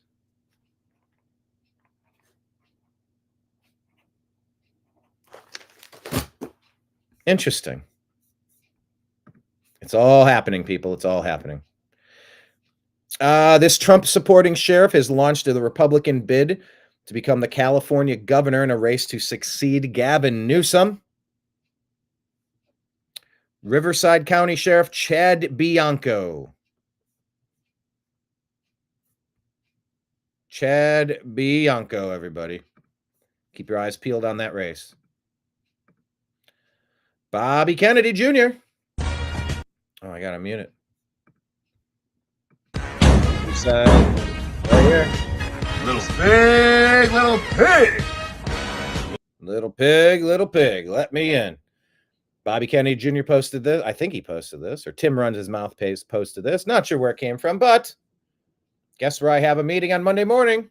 Monsanto. Yeah. I want to know what's been poisoning our food. Here's a post about that. A child who eats 2 cups of Cheetos macaroni and cheese, a small bag of Skittles, and 8 ounces of Crush Orange will consume 102 milligrams of artificial food dyes. Behavioral tests found that as little as 30 milligrams can cause neurological injuries. Then parents are told that their kid has ADD, ADHD.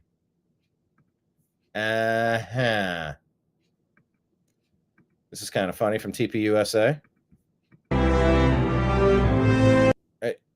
Are they going to, would they flag the Star Spangled Banner as being content that I can't play? They're just ruining it. Thank you to all presidents for being such great Eisenhower, Reagan, not you, Obama, Biden, presidents. It's better with sound and I don't have to interrupt it. But go ahead and share it from the Instagram page for the New American Media. Yeah, Elon wants to do a live stream video walkthrough, but you got to cut into the bars. That's the... Anything can look like a gold bar. You got to do a real audit. This one kind of sums up how Democrats and taxpayers are looking at Elon Musk. I really like your shirt.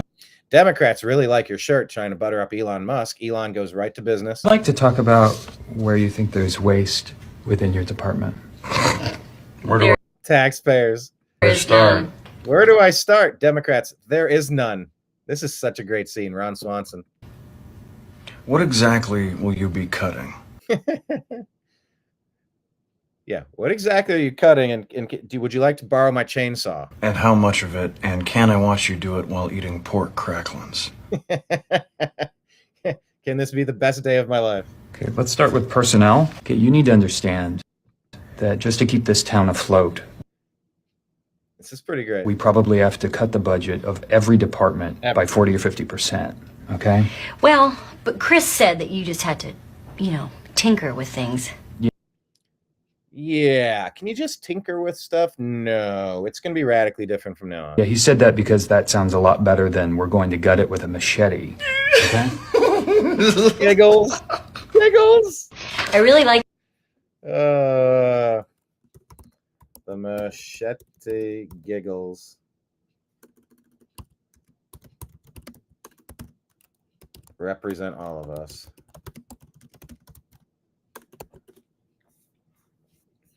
That's awesome.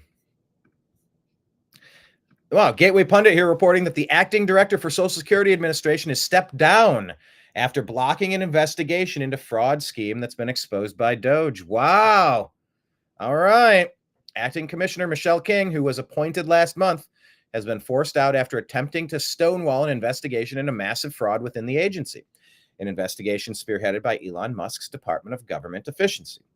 King's abrupt departure comes after Elon's team requested access to critical data that could expose widespread abuse and fraudulent claims draining the Social Security fund. read the rest of the story.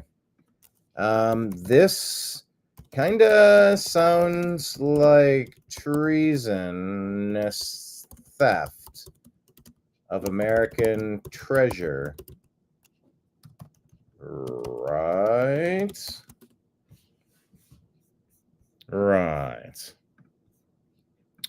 Kirsty, no. Let's call her Kirsty. Christy Nome. She's got a message for people. Kristi Noem, the United States Secretary of Homeland Security. Thank you, President Donald J. Trump, for securing our border and putting America first. That took about a month. Let me deliver a message from President Trump to the world. If you are considering entering America illegally, don't even think about it. Let me be clear. Let her be clear. This is a radical shift. If you come to our country and you break our laws, we will hunt you down. Criminals are not welcome in the United States. For too long, weak leadership has left our borders wide open. See, now I'm wondering if this music in the background is going to lead to a copyright claim. YouTube is the worst company. YouTube is absolutely trash. I've tried working with them. They're ridiculous copyright situations. You have generic dun, dun, dun, dun, dun, dun, music in the background. I'm not playing this for that purpose. I'm playing this to hear what Kristi Noem has to say. And they limit your reach. They remove your monetization options. Only if you're conservative, libertarian, normal. So it's got me like all hypersensitive to music in the background. It's like you can't play more than 10 seconds of it in a row. You have to provide your original commentary. Yeah, I'm trying to. Flooding our communities with drugs, human trafficking. And it's not just drugs, it's poison pills. If you smoke a joint or a bowl or have a shot of whiskey or have a beer or something, it's like, it's not going to kill you. A tiny amount of fentanyl will kill you. So it's not just drugs, it's death. It's like skull and crossbones death. And violent criminals. And the human trafficking and the abuses. I don't know. Let's go after all these dirtbags. Get every abuser. Well, those days are over. Under President Trump, we are defending American families and restoring their safety. If you try to enter illegally, you will be caught. You will be removed, and you will never return. Follow the law, and you'll find opportunity. If you break it, you'll find consequences. Strong borders mean a stronger America. President Trump is making America safe again. I'm Kristi Noem, the United States Secretary of Homeland Security. Secretary of Homeland Security, Kristi Noem, bravo. Here's something really powerful. I'll just mute the music. Saying 2.5 years of Mexican waste has been devastating the San Diego coast. Citizens for Coastal Conservancy says 50 million gallons of Mexican sewage flood into South Bay in San Diego every single day. How is this not all over national news? The equivalent of one great tsunami of sewage per day, like the disaster we saw in 2017, happening daily since 2002. How could this possibly be real? And can RFK Jr. address this health and human waste issue immediately? All right, take a look at that. I don't want to see that. That's totally gross. So this guy goes in. This is from the Briefs broadcast. This is a hotel. A 4-star asylum seeker hotel in central Bristol, boasting a swimming pool, gym, and even a massage studio. So a citizen journalist records these clips 4 days ago and revealed now that he's been arrested and charged with a hate crime. The UK has fallen. This hotel allegedly accommodates for 275 plus people and is reportedly full. This citizen journalist, known as the Hotel Inspector, aka Truth Hurts 101 UK, was arrested on the 13th of February. His crime, he reportedly told the foreign security guarding one of the hotels he was inspecting that he will never be British. For this, police reportedly took him into custody for racially or religiously aggravated assault. Police seized his camera. So what? Got an appointment. Appointment. Appointment. And you are? Appointment. Hey.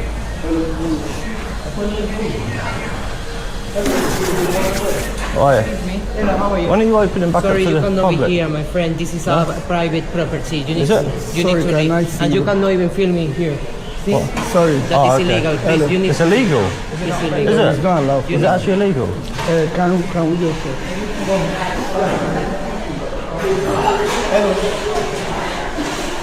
Hello, brother. You want to give Sorry, me... please. Whoa, don't touch me. You are not allowed to give it. You're not allowed to touch me. Guys, you need to leave. You the manager? Are you with him?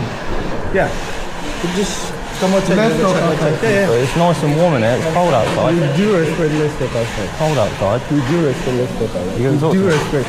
Yeah. With due respect, let's step outside. Come on, please. Let's just have a chat. We're not going to be hostile. The nation has been overthrown by non-residents. This is the Obama doctrine. Nobody wants their nation invaded, regardless of what nation it is. So we've got Turkey, Pakistan, Albania. Just looking at the flags. Georgia. Please. Let's have a chat outside, please. No, look at this. They've got flags up in the hotel for all these other nations, not the UK. Oh, look at this. Hey, who we got here? Don't look so nervous. There's a lot of staff there, isn't there? Please, just Yeah. please. Have a chat outside, please. You right, miss? Hello, please. Because they are in the building. Okay. There's a lot of staff about. Who do you work for, miss? Right. Thank you. Thank you. Sorry, can you What please time's dissolve? lunch? What time is lunch here? Please, let him go, police, please. What are you calling the police for? Because you're in a private property. We're not in a private property. It's a hotel. It's a Mercure hotel. Close the door. It's a spa hotel. A spa hotel you're no longer allowed to go into because they prioritize non-residents over the residents. You come have a chat out here. It's a Mercure spa hotel. It's not private property. Is it? Thank you. Suited and booted. Hello. Hi. Okay. How long you been staying here? Me? Yeah. 3 months. 3 months. Okay. Did you come on a boat from France? Yeah. Yeah. Okay. Are there people staying here that have been flew in also? Did they fly the families in? I don't know actually about that. You don't know. Okay. So how many people in this hotel? I don't know actually. About 500. Yeah, mostly. Yeah. Okay. So what do you do on your day to day? You work? Actually, no. I serve in church, but Anyway, you can watch the rest of this. It's wild, but there you go. Here's another report. The real state of America. Michelle King resigned right after Elon says nearly 20 million dead people in the Social Security database, including 2 who are over 300 years old. That's unreal. 2 over 300 years old. Oh, that's great. That's going to work really well in my stand-up set. That part right there. Here's a reminder from the kind Joe, the Clintons' role in Haiti, a controversial legacy. As we're unveiling all of this stuff, all this money laundering, all this graft, all this human suffering, these abuses. Remember the Clintons in Haiti. Wave of Haiti.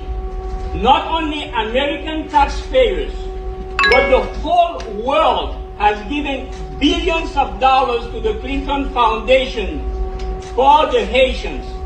Not even 2% of that money went back to Haiti. So, Mr. Trump, we are asking you, begging you, the Haitian community will side with you if one day you ask Hillary Clinton publicly to disclose the audit of all the money they have stolen from Haiti in 2010 after the earthquake. There you go. Go after the stolen money. Haiti is a very poor country. Haiti needs defenders. You said you will champion our cause. Haiti needs defenders. We're a poor country. All right. We welcome you, sir. and we will work with you. But please, ask publicly Hillary Clinton, during your next debate, to publish the audit of all the money they have stolen from Haiti. Thank you, sir. The earthquake of Haiti, not only American taxpayers. There you go. Get to the bottom of Haiti. Get to the bottom of everything, please. We Are Breitbart says Hegseth has tapped investigators for the botched Afghanistan withdrawal. And he says accountability will be coming. Let's go, Brandon. Good. And let's go get our stuff back. Let's go get all of our stuff back. All right, more of this here. Michelle King, who was with the agency, once again, Social Security Administration.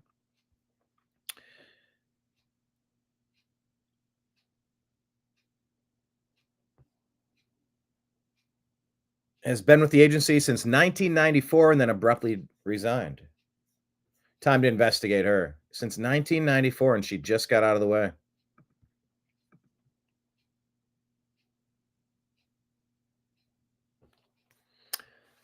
Doge discovered 4.7 trillion in treasury payments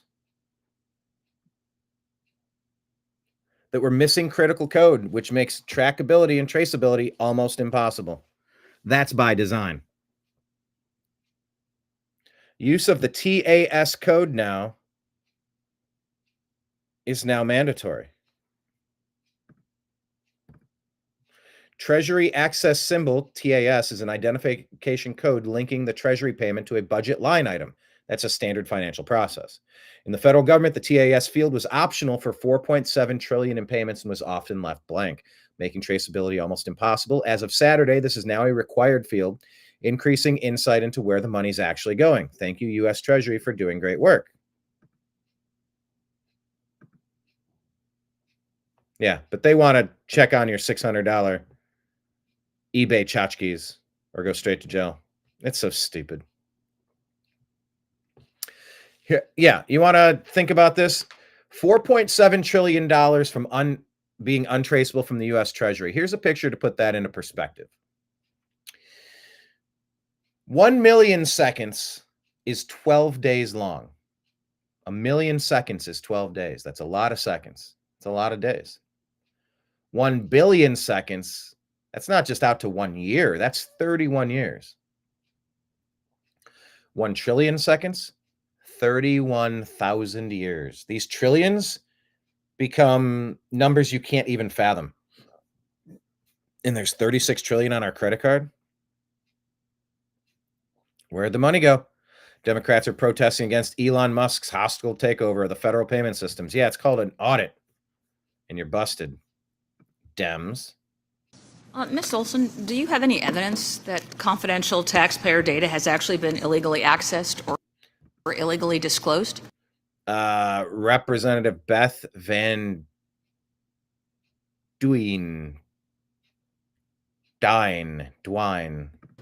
As GAO has said, we have not seen that. That's part of the problem, that there is no transparency. So we have on absolutely seen no evidence that that has happened, even though we've heard it today.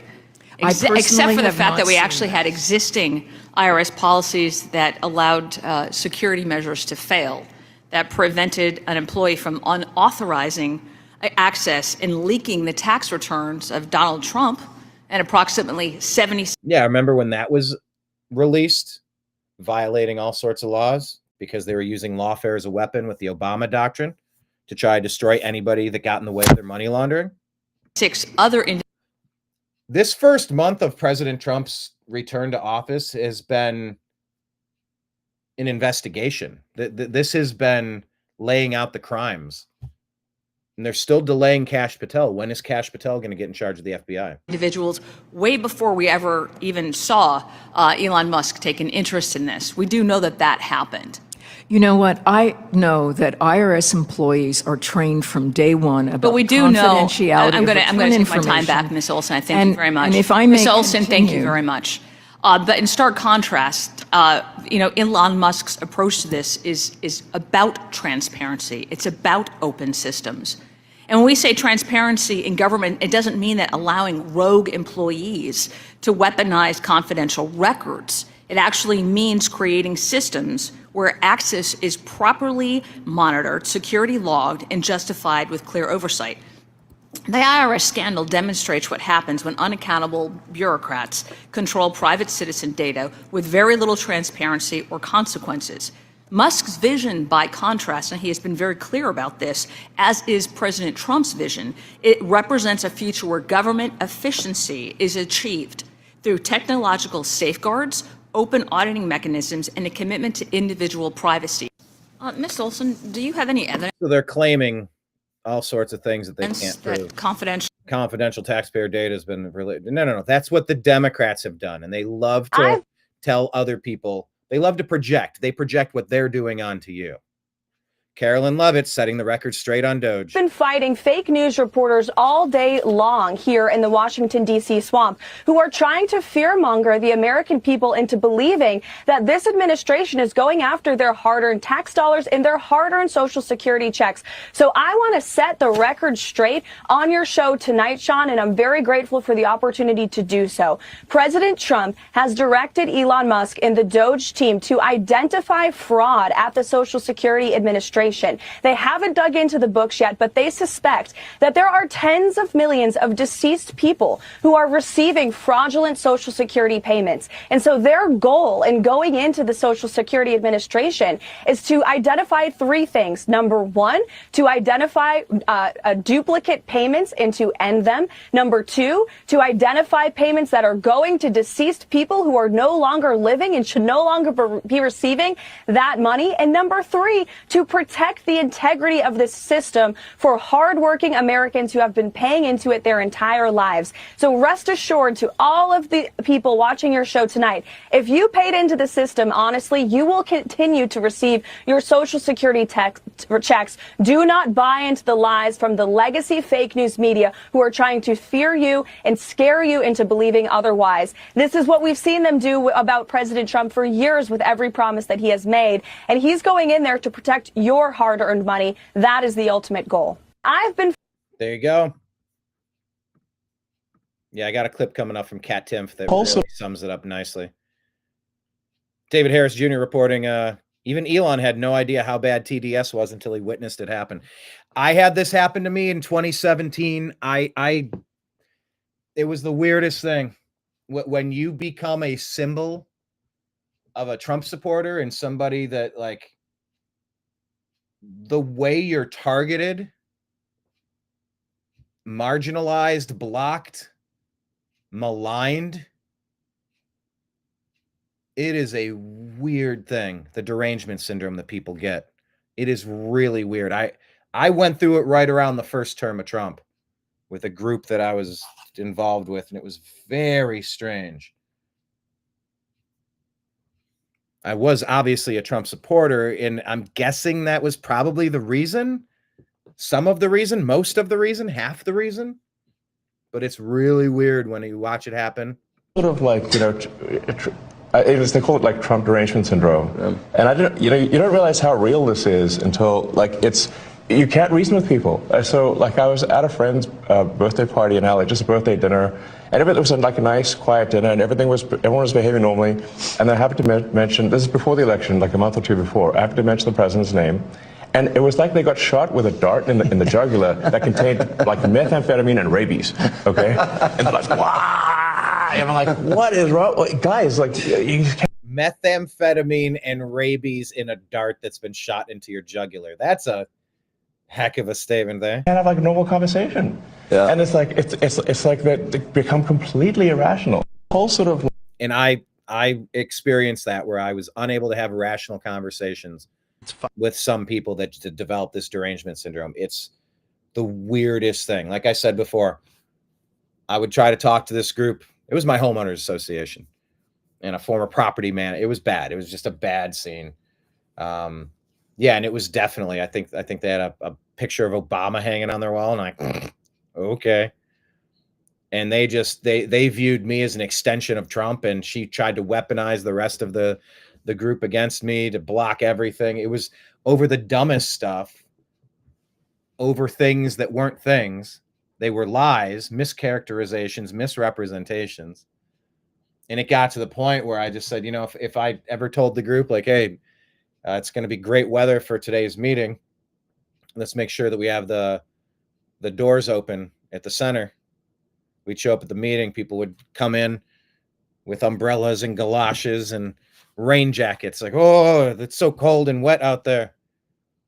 There's no level they wouldn't go to automatically oppose every single thing that came out of my mouth. It was the weirdest shit I've ever experienced. And it was right as Trump took over. It was so weird. $5 billion. So the extra money. This is Joe's Quick Clips talking about the money that was sent to Ukraine versus the middle finger that Joe Biden, Barack Hussein Obama's third term, gave people in East Palestine, Ohio, Western North Carolina for Hurricane Helene, and in Maui in the Palisades. Hundreds of billions of dollars into Ukraine. That they accidentally could've sent to there. Ukraine. They could have sent there and rebuilt every house and had $1 billion left over. But we give you $700.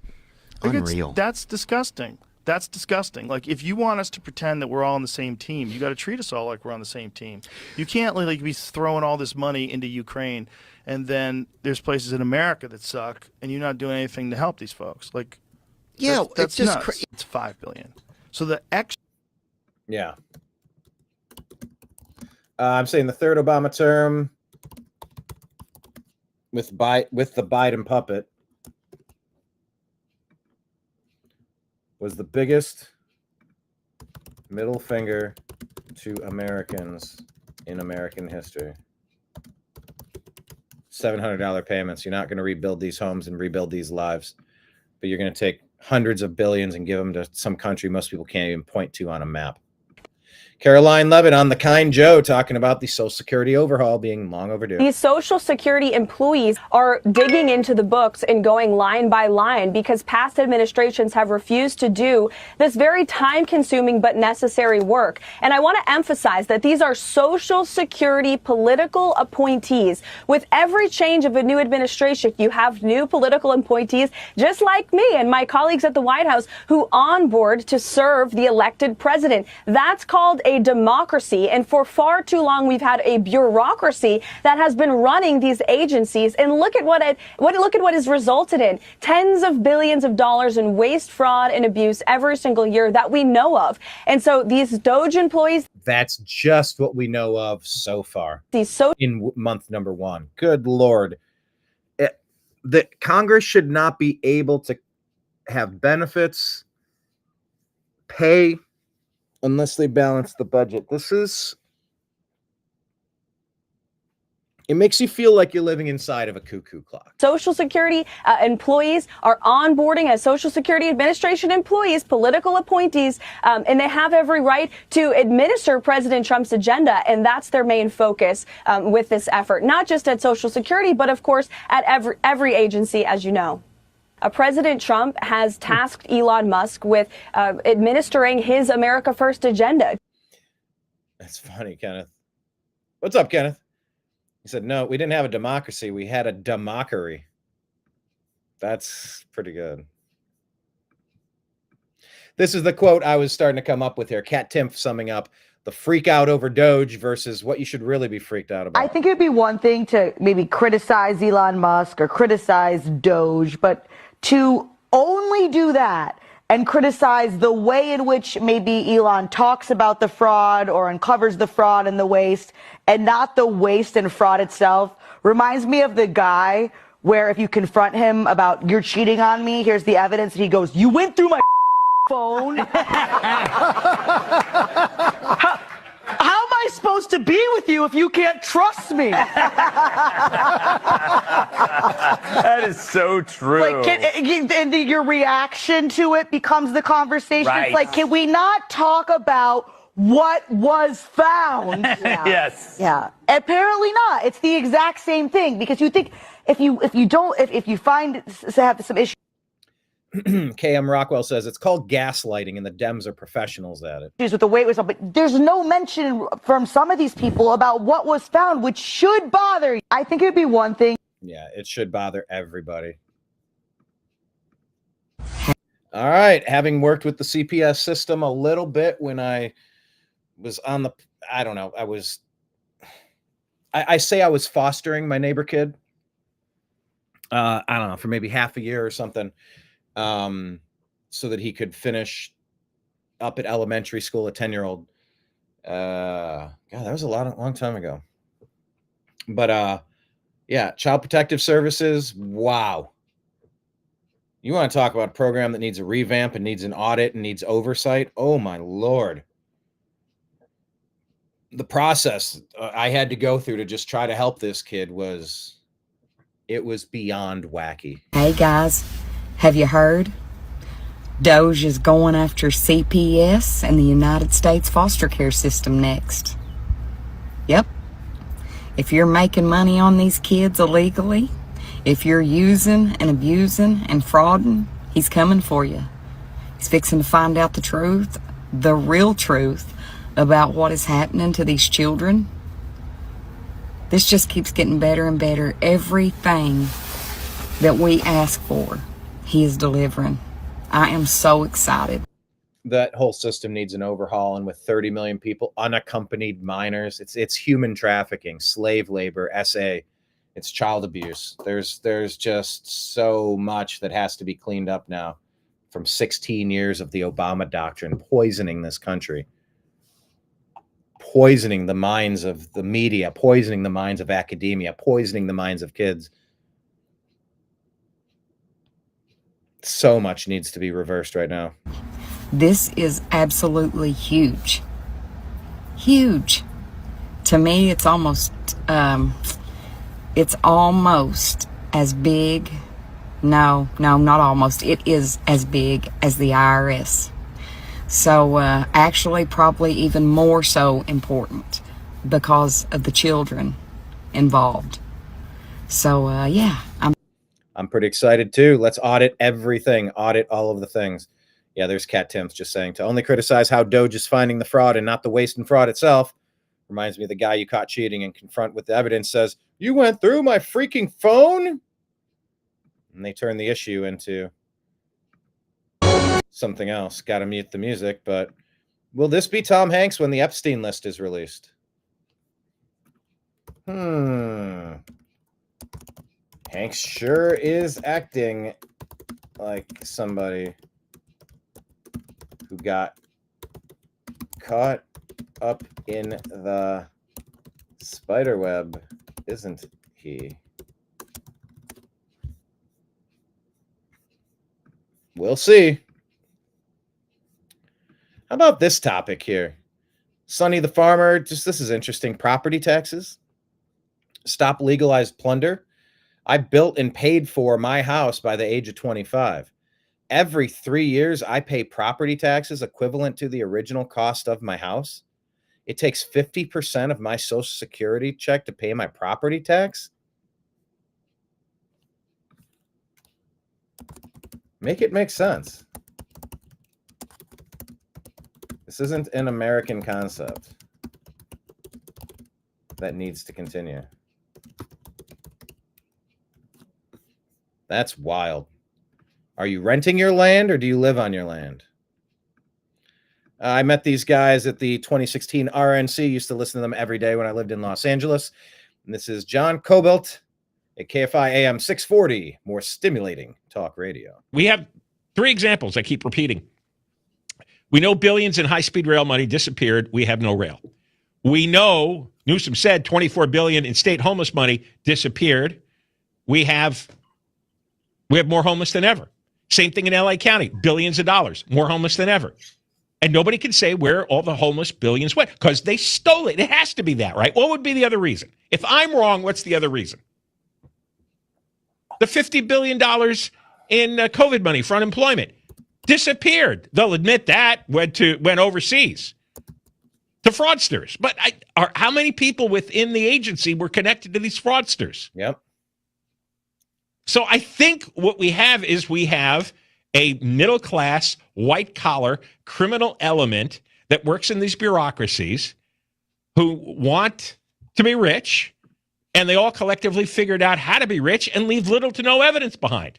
And little to no treasure for anybody else to solve any of their problems. They're the worst people. If I'm wrong, then what's the other story? If Musk is wrong, what's the other story?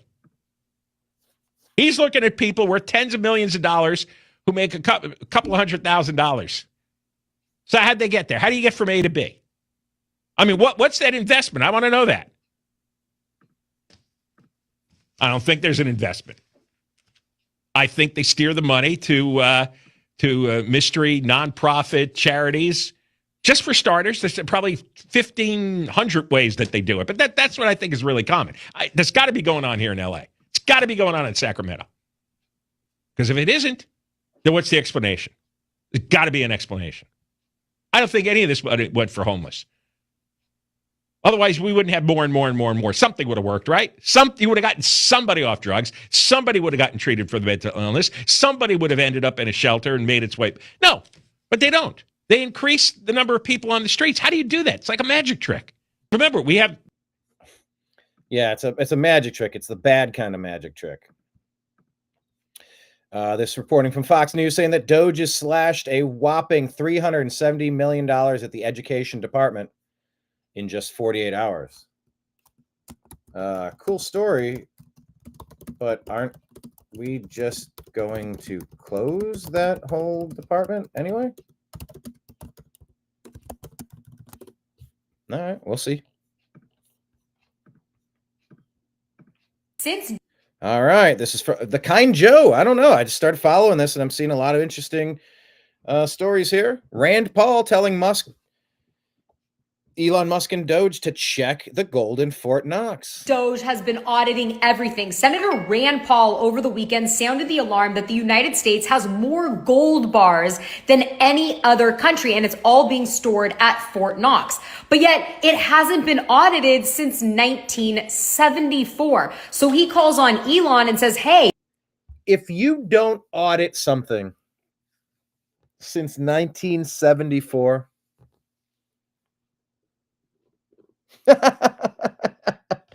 84, 94, 04, 14, 24. 51 years. That's intentional. hey, you might want to take a look at this. Elon Musk replies on Twitter and basically says, what? They haven't done an audit since 1974? Yeah, we absolutely should do that. In fact, he suggests doing a live video walkthrough of Fort Knox to ensure that all the gold is there. Now, weirdly, since he made that suggestion, there are reports that U.S. banks are flying gold from... Here you go, Mike Moran. This is exactly what you were talking about. London to New York. And when I'm talking about gold, I'm talking mass amounts of gold, 8,000 bars worth millions and millions of dollars. Also, since this conversation started taking place, it is now raining all over Kentucky, and Fort Knox and the surrounding areas are under flood warning. So no audits are going to be taking place, at least in the next couple of days. What's even crazier is that conspiracies around the U.S. gold at Fort Knox have been going around for decades. And in 1974, the same year that they stopped auditing Fort Knox, there was an article released that an anonymous source said that the Rockefellers were pressuring the Federal Reserve to sell Fort Knox's gold bars at a super cheap price to anonymous Europeans. After this was printed in the newspaper, the anonymous source was revealed to be Louise Boyer, Norman Rockefeller's secretary, and she mysteriously falls to her unaliving because she fell off of her 10-story balcony. Since Doge has been auditing everything, Senator Rand Paul over the weekend sounded the alarm that the United States has more gold bars than any other country, and it's all being stored at Fort Knox. But yet it hasn't been. All right, there's the classic replay issue that I encounter on Instagram all the time. Yeah, Kenneth. Yeah, child protective service is more like child trafficking service. They cared about the dumbest shit. It's like, make it easy for us to help these kids. Make it easy for us to help these kids, and we'll help these kids. It really is that easy. Oh, they wanted, I've said this before, but my God, They wanted to inspect my house and make sure that I didn't have any knives in the kitchen. How am I going to cut my food? What are you saying? I can't have knives in my kitchen. Oh, you're certainly not going to like my Second Amendment, are you? They wanted me to put up a barricade around the heating unit in my wall. Something so big and cumbersome that you might not even be able to pass past it in the hallway. Thinking a 10-year-old is like a...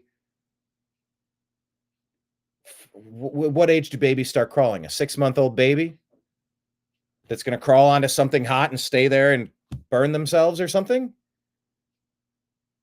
I couldn't have cleaning products under the sink. That's what the under the sink is for. This isn't a baby that's going to go drink a bottle of something. It's a 10-year-old human. What are you doing? That they don't think. They just have a list of stuff that they have to do. They don't have to do it. They shouldn't have to do that. There should be discretion and common sense. They don't use that. Federal bureaucracy doesn't make allowances for that. And it's nutty. That is a church of the poisoned mind. Javier Malay had this to say. What a great day. If printing money would end poverty, printing diplomas would end stupidity. Let's read that again. If printing money would end poverty, printing diplomas would end stupidity. But that's not how it works. Here's a great thought here. Conservative Crystal says, I am perfectly fine with all the audits from Doge. I also want to know the full story behind Stephen Paddock and the Las Vegas shooting. Release the full details, President Trump and Elon. We deserve answers. Thank you. Yes. So much yes. Now, by the way, here's the newly released video showing a Delta Flight 4819's impact. 80 people on board and 18 injured critically. You saw this video and some people were saying, oh, it looks staged. Oh, it looks fake. Oh, okay. Well, if this is the video, maybe you're watching exactly how this happened. Retired USAF saying this came in way too fast and slammed the ground, blowing the tires, collapsing the right landing gear, causing the right wing tip to dig in. Extremely lucky no one was hurt or killed. Seriously hurt or killed unless there was issues with ACFT or ground instrument systems. That was 100% pilot error. Who was the pilot?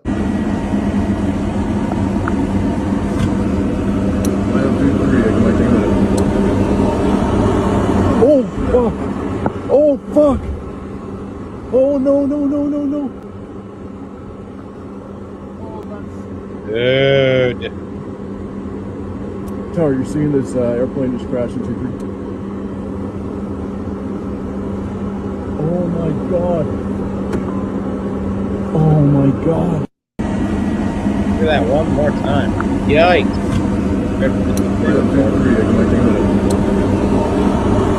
Oh, fuck. Oh, fuck. That's how it flipped upside down. Oh, no. Jeez. Be safe out there. Too many flights are... This was something else I encountered. Just be safe out there driving. I mean, if it's snowing where you're watching this video, be careful. Be extra careful. This is a highway in China. Man, be careful. Money.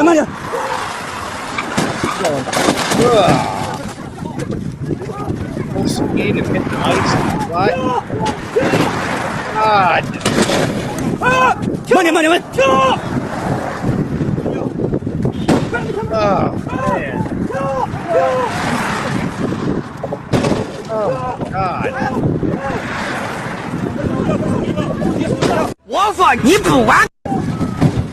Jeez. Anyway, not time sensitive other than be really careful driving out there, okay? This might be my favorite post of the day. Shared from Commie Gibberish of the Day. Christine Rice says, my husband says Elon stole his Social Security.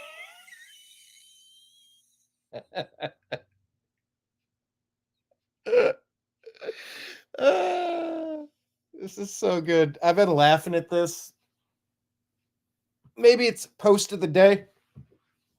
Christine Rice says, my husband says Elon stole his social security number and credit card from a government database with his Doge powers and bought a bunch of OnlyFans subscriptions. Is this true? Is this happening to anyone else? How do I contest these fees?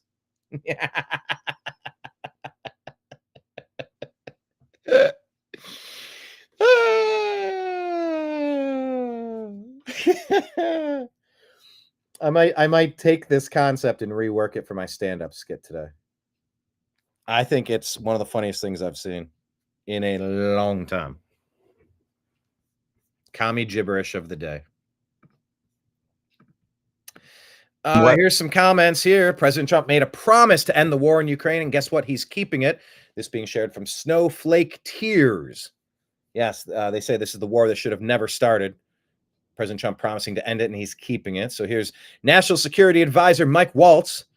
The president did not find acceptable was an endless war in Europe that was literally has turned into a meat grinder of people on both sides. So if you just think about just in a few months, President Trump has shifted the entire global conversation from not if the war is going to end, but just how it's going to end. And only President Trump can do that. And in the Oval Office less than a week ago, both President Putin and President Zelensky both said to him, only you, President Trump, could drive this war to a conclusion. What the president did not. There you go. Let's end this thing already, shall we? Speaking of ending this thing already, that is the conclusion of my Instagram feed. Yeah, the Church of the Poisoned Mind, indeed. Let's switch over to X. Share this tab instead. This is where I'm reminded of my pinned video. Kenneth has watched this 100 times. Kenneth also contributed to help make this project possible. Thank you again, Kenneth. This is called Hurricane Helene, Help on the Way, a documentary from the New American Media. Blake Wally and I put this together. And this is an important video.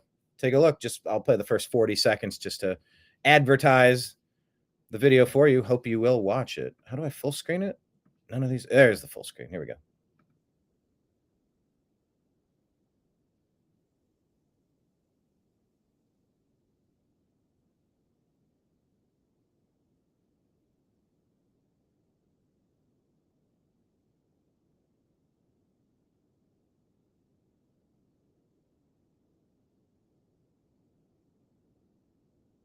Okay, hold on. Doggone it. Hold on. All right. It took, when I clicked it, it went to yet another page.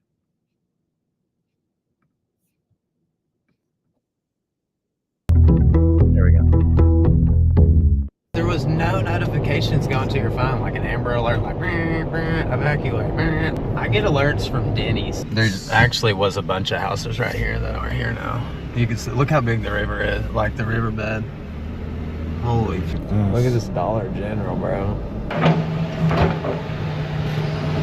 It blesses your heart to see the way people have come together. Yeah. I heard like 4 different people talking about like how everybody's just worried this initial hype's gonna die away and people are just gonna forget about it. And really none of these communities can afford to be forgotten.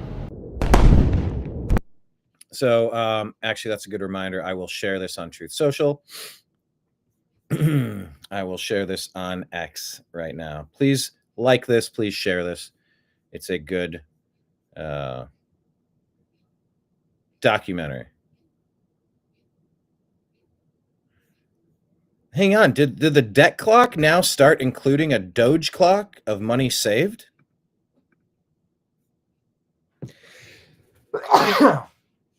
Oh, forgive me. I usually have a dump button, but I was not on the mute screen there. Ooh. Okay. Let's tear through the top stories on. There we go. On X. Valley says Let's check out this story about migrant centers and money laundering. of Catholic Charities.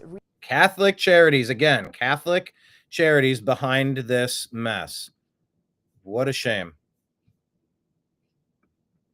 Catholic Charities Rio Grande Valley says since Trump took office, some days they haven't had any migrants released to them by Border Patrol at the Humanitarian Respite Center in downtown McAllen. No, they should be released back in Mexico where they came from. You don't let them in. You don't reward it. That encourages more of it. And although they have What are they wearing masks for? received over $7 million in FEMA funds the last fiscal year, Sister Pimentel says she is not using the money unless she has more people to help. Our numbers are basically almost to zero. You know, but we do have 3 families that maybe one day arrive and the next day nobody, and then the next day maybe one family. So it's very uncertain right now as to who we're receiving, you know, and how many. And so Why are you receiving all of these people? Who is sending them and for what purpose? If it's not actual organized immigration, it shouldn't be happening. Who is funding this? Why is this happening? those funds are subject to those because we have to report it according to that number that every single individual has. And so if we don't have families, then we don't spend money. Of Catholic Charities. Yeah, if you don't have families, you don't spend money. If you don't have money, you don't encourage families. I mean, to break the law. Insurrection Barbie putting this out here. She says they used U.S. aid to change the judiciary in Brazil, Romania, Ukraine, Israel, and now they're working on doing it in the United States. NGOs internews global media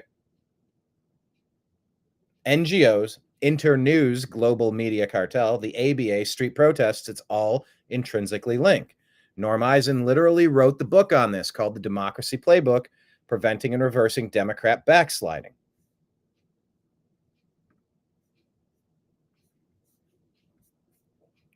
To figure out where this is coming from and why it's happening.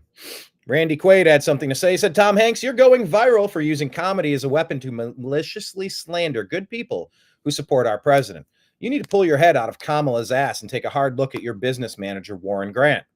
Cher caught him red-handed stealing her money, and I caught him helping Bruce Berman steal from me. He's a thief. And please stop making yourself a propaganda tool.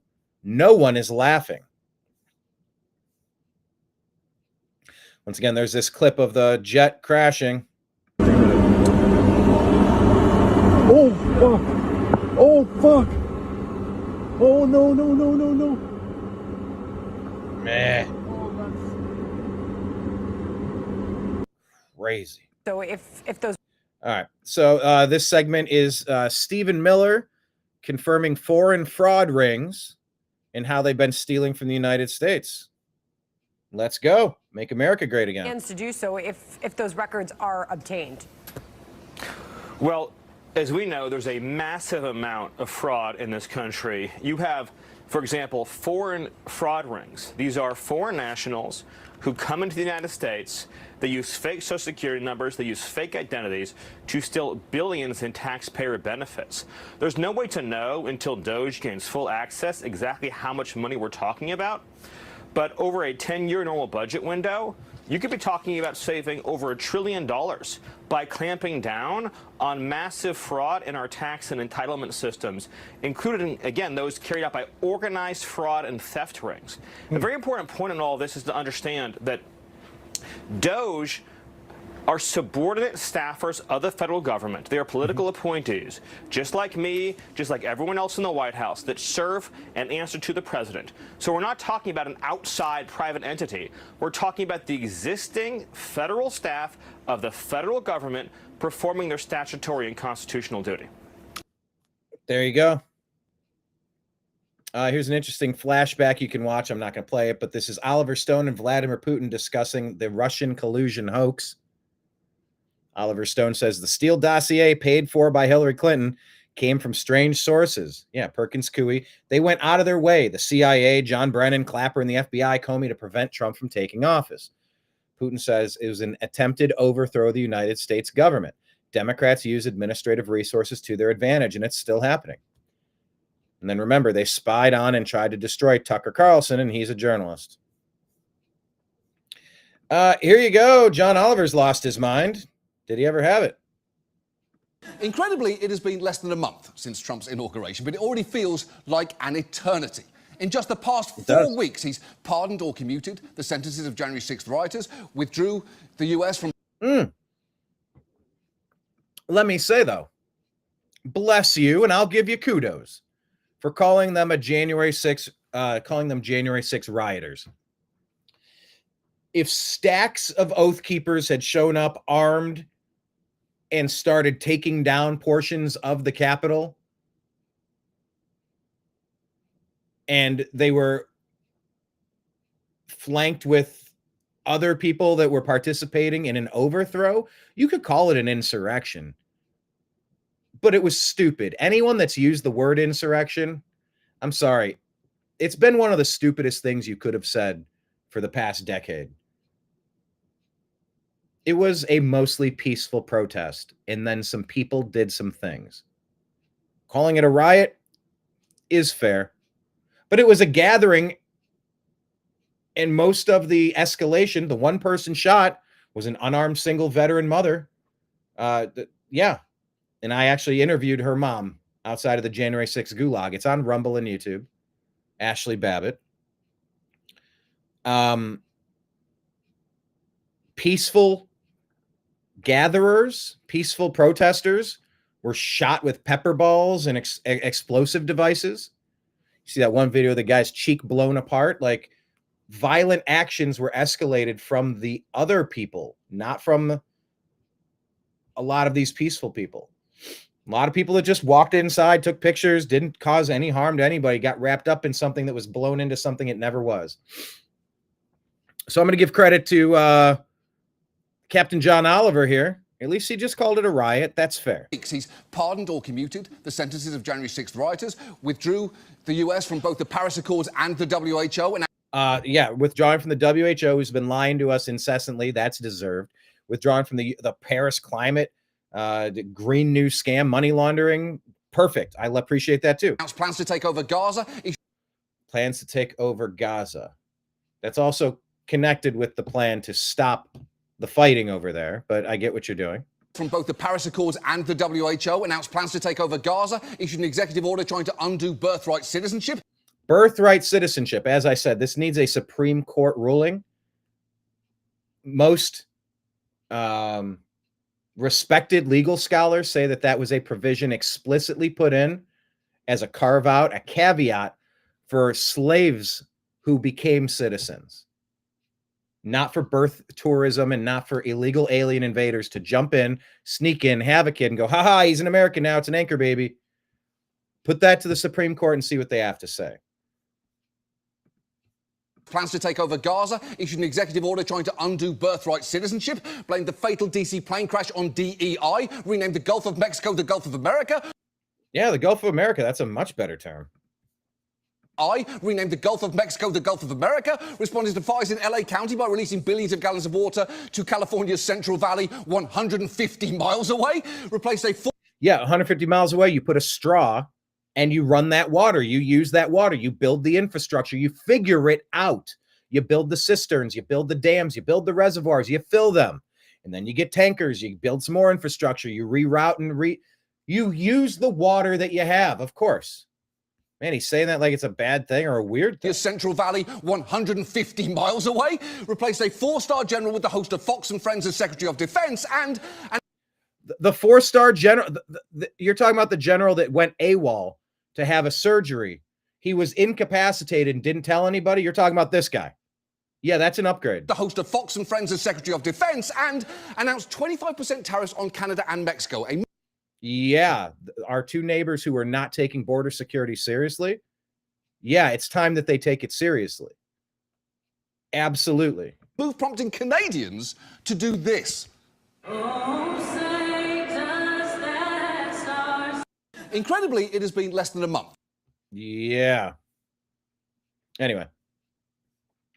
OSINT defender saying that negotiations on the Russian invasion of Ukraine between the U.S. delegation led by Secretary of State Marco Rubio and the Russian delegation led by Minister of Foreign Affairs Sergei Lavrov have begun at the Diriyah Palace in Riyadh, mediated by Saudi officials. Notably absent are any representatives from Ukraine or Europe. That is very interesting. Libs of TikTok reporting that the CIA has been secretly deploying MQ-9 Reaper drones over Mexico, tracking drug cartels as part of President Trump's plan to treat them like terrorist organizations, because they are. By the way, take a look at the Arizona government, please. But yeah, our report saying, yeah, not so secret anymore. This would be a good time for a mass cartel resignation. Things are about to get spicy for the people who have been poisoning Americans. Viktor Orban saying, here's a warning. Our fears have come true. The globalist liberal Soros NGO network is fleeing to Brussels after President Trump dealt a huge blow to their activities in the U.S. Now, 63 of them are asking Brussels for money under the guise of various human rights projects. Not going to happen. We will not let them find safe haven in Europe. The U.S. aid files expose the dark practices of the globalist network. We will not take the bait again. And here's one explaining what they're up to. Yeah, it's all wolves in sheep's clothing. Does that help the United States? I mean, sort of, theoretically, but not when you've weaponized all these agencies to destroy American values, American communities, the American way of life, sanity, and budget. No, you're not welcome anymore because you're messing everything up. If you were doing good things, we wouldn't care. If the globalists, the New World Order, were making life better in America, making the purchase power of our dollar much stronger so that one married couple could send one person to work and one person can raise the kids instead of sending them off to go to weird Marxist indoctrination camps. Yeah, I don't think we'd care what they do. I don't think we'd care about global politics that they're involved in, their investments, their puppets. I don't think anybody would care. But since everything's broken, it's all stopping. You did this to yourselves. Western Lensman says, on a single Sunday, CBS News managed to blame weaponized free speech for the Holocaust. Yeah, there you go. They glorified German authorities conducting pre-dawn raids on citizens over social media posts. Okay. They ran an interview with former USAID head Samantha Power's radical left-wing speechwriter to propagandize against USAID corruption. I don't want to be mean, and I'm not trying to, but this person looks like a dude. Is this person a female? That looks like a guy. I don't know. That looks like if I was reading the hockey story and I took that person's hair away and just looked at them, that looks like a hockey player to me. I'm just asking the question, since the globalists have a fascination with this trans thing. And CBS News may have overtaken MSNBC and CNN as the premier anti-American DNC propaganda outlet in all of the land. Congratulations. Frank Luntz saying that there were multiple articles of the past 2 weeks saying the same thing, hearing it from his own focus groups. Man, Frank Luntz, I don't know about that hairpiece, buddy. I just don't think it's working. We wanted to have you on because you do a lot of focus groups. You really get behind the numbers, the poll numbers, to the sentiments of voters. And it's so interesting. You've been speaking with a number of voters who were Hillary Clinton 2016, Joe Biden 2020, and then went for Trump in 2024. How are these folks seeing the early days of Trump's second term? Pretty well. Really? And they're reacting to it because they love the pace of change. Yeah. They were very fed up over the last 4 years. They wanted the last 16 years. We've been friggin' fed up with it. 2 Obama, 1 blocking Trump, and 1 Biden term that was Obama's third term. 16 years we've been on the wrong track. We've been on the wrong track longer than that. action. They wanted results. They looked at prices. They looked at affordability, looked at immigration, and they didn't see anything happening. They still don't like what he says, but they like what he does. And these are Democrats now who felt that they were not securing the border. They were doing nothing to prevent illegal immigration, that nothing was. They weren't preventing it. They opened the doors, just like on January 6th. Ray Epps moved the gates and the blockades. They unlocked magnetically locked doors. They invited this problem into our home. They didn't just, they didn't do enough to stop it. They were behind it. They caused it. They're treasonous. So yeah, it's time to move fast. Actually happening. They wanted to see a reduction in wasteful Washington spending, and they're seeing that. So what they tell me is, I wish he would be a little bit less rude. But at the same time, they like what he's doing. They believe he's serious about it. And for the first time, they have confidence in the future, which is why you now see some significant shifts in the polling about the expectations for the direction in the coming years. It's a big wake-up call for Democrats. I'm waiting. No, it's not. They're not listening. For them to get a message. I'm waiting for them to unify and to understand that to oppose and to be the resistance, which is what some of them use that phrase, that's not what Democrats in grassroots areas want from them. Broken by the woken. That's a good phrase, too. They may not want the approach that Trump is doing, President Trump. By the way, I now know to say President Trump. But they do want action, and they don't see action from the Democrats. The action you see from the Democrats is the backwards stuff. Kaneko the Great here putting this out. CNN is saying that Donald Trump's, well, I'll just let me just play you this clip. Let me full screen it even. And the chance he's going to become a folk hero. It ain't going to likely happen. Because I want you to look at his net approval ratings. He is underwater. Talk on it. Hold on. Everybody. I can't go full screen. Hold on. My kingdom for a producer. Here we go. Talk a little bit about Mitch McConnell and the chance. Mitch McConnell, budget preparation, Ukraine spending,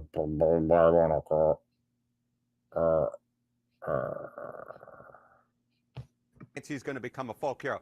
It ain't going to likely happen. I think I'm going to do a Mitch McConnell impression. I think that was the first version of my Mitch McConnell. I'm going to watch a few videos and do a couple impersonations of him.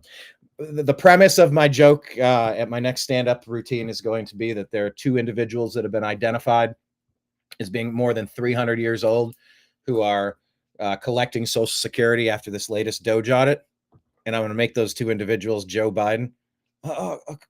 Come on, man. You know the thing. And the other would be Mitch McConnell, state Kentucky. And I'll have to have him freeze in the middle of a sentence. Ooh, that would be great. That'd be great if I could get somebody, if I freeze and I could get somebody to come up and say, I'm sorry, we're just going to need a minute. Oh, that would be awesome. If I could get somebody to play along up on stage like I'm having a stroke. And that's not nice, but it is funny. Ooh, okay, that's a good skit. If I could get that to work out, that could be funny. Because I hate Mitch McConnell. He's the worst. Because I want you to look at his net approval ratings. He is underwater with everybody. He has got the ultimate, or some might say, sad trifecta of being underwater overall. Minus 39 points. 39 percentage points more of the electorate disapproves than approves of the jobs that he has done. How about Democrats? He's 58 points underwater. My goodness gracious, the chance that all of a sudden, just because he cast 3 votes against Trump, that he'd somehow become a folk hero with them is absolutely, frankly, insane. And then with Republicans, of course, he's gone up against Trump before, and that's why he's 17 points underwater with Republicans. When you're underwater with Democrats... Oh, I am so going to blast McConnell. Yeah. Democrats, Republicans, and overall, the chance that you're going to become a folk hero, it seems rather low to me, Paula. It does indeed.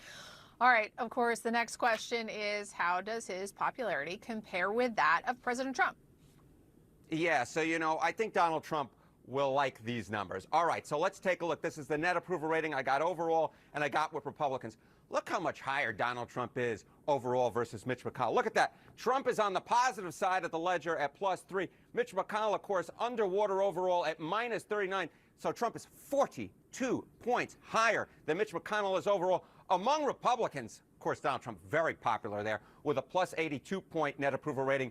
Of course, Mitch McConnell, again, underwater at -17. So you do the math quickly here, 82, 17. That is nearly 100 points higher that Donald Trump is net approval rating-wise with Republicans than Mitch McConnell is. The bottom line is that when it comes to the popularity battle... So they're saying that Trump is only up 3 overall? I don't believe that.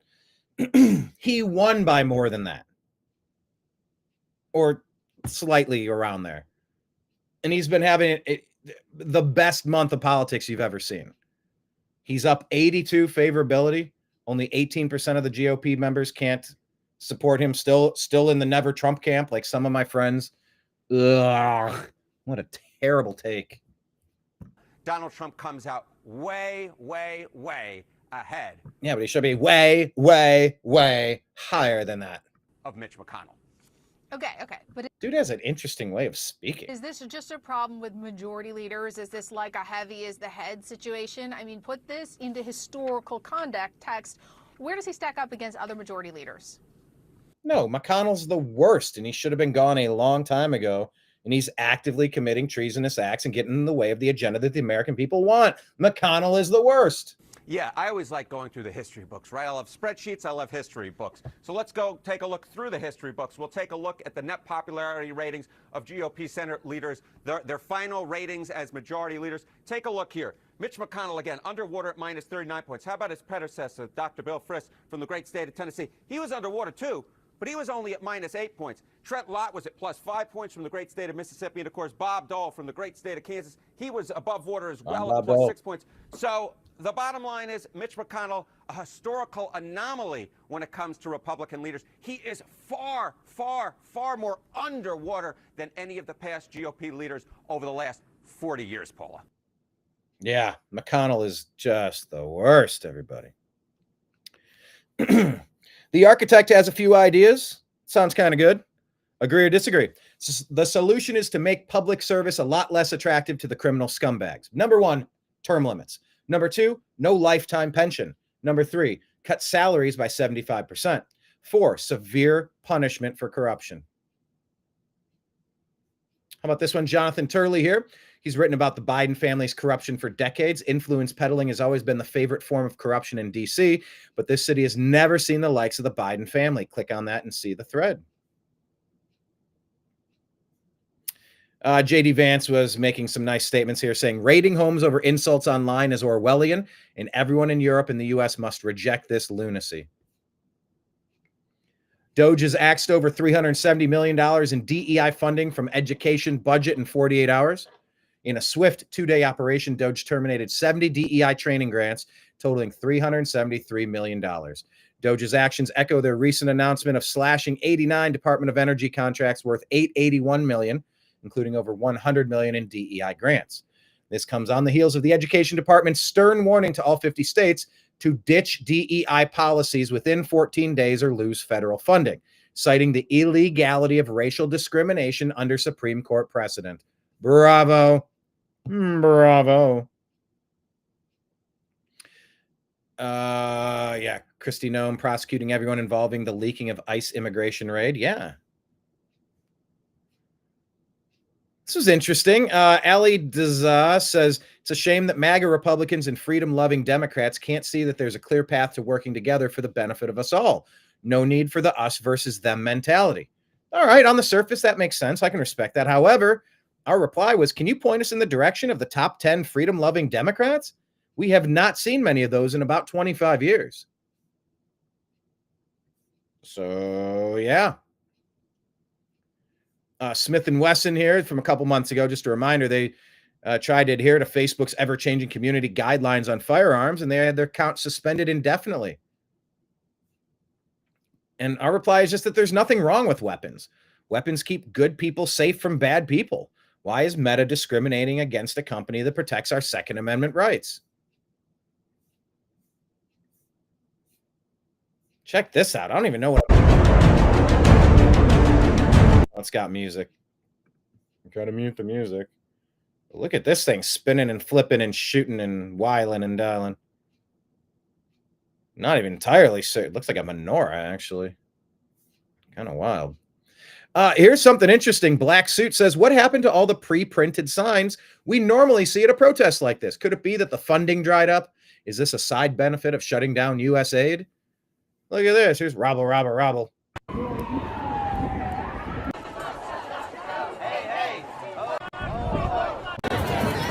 A lot of handmade signs instead of the fake ones. All right. That's about all I have for you today on this episode of the TNAM AM Show, broken by the woken. Bam.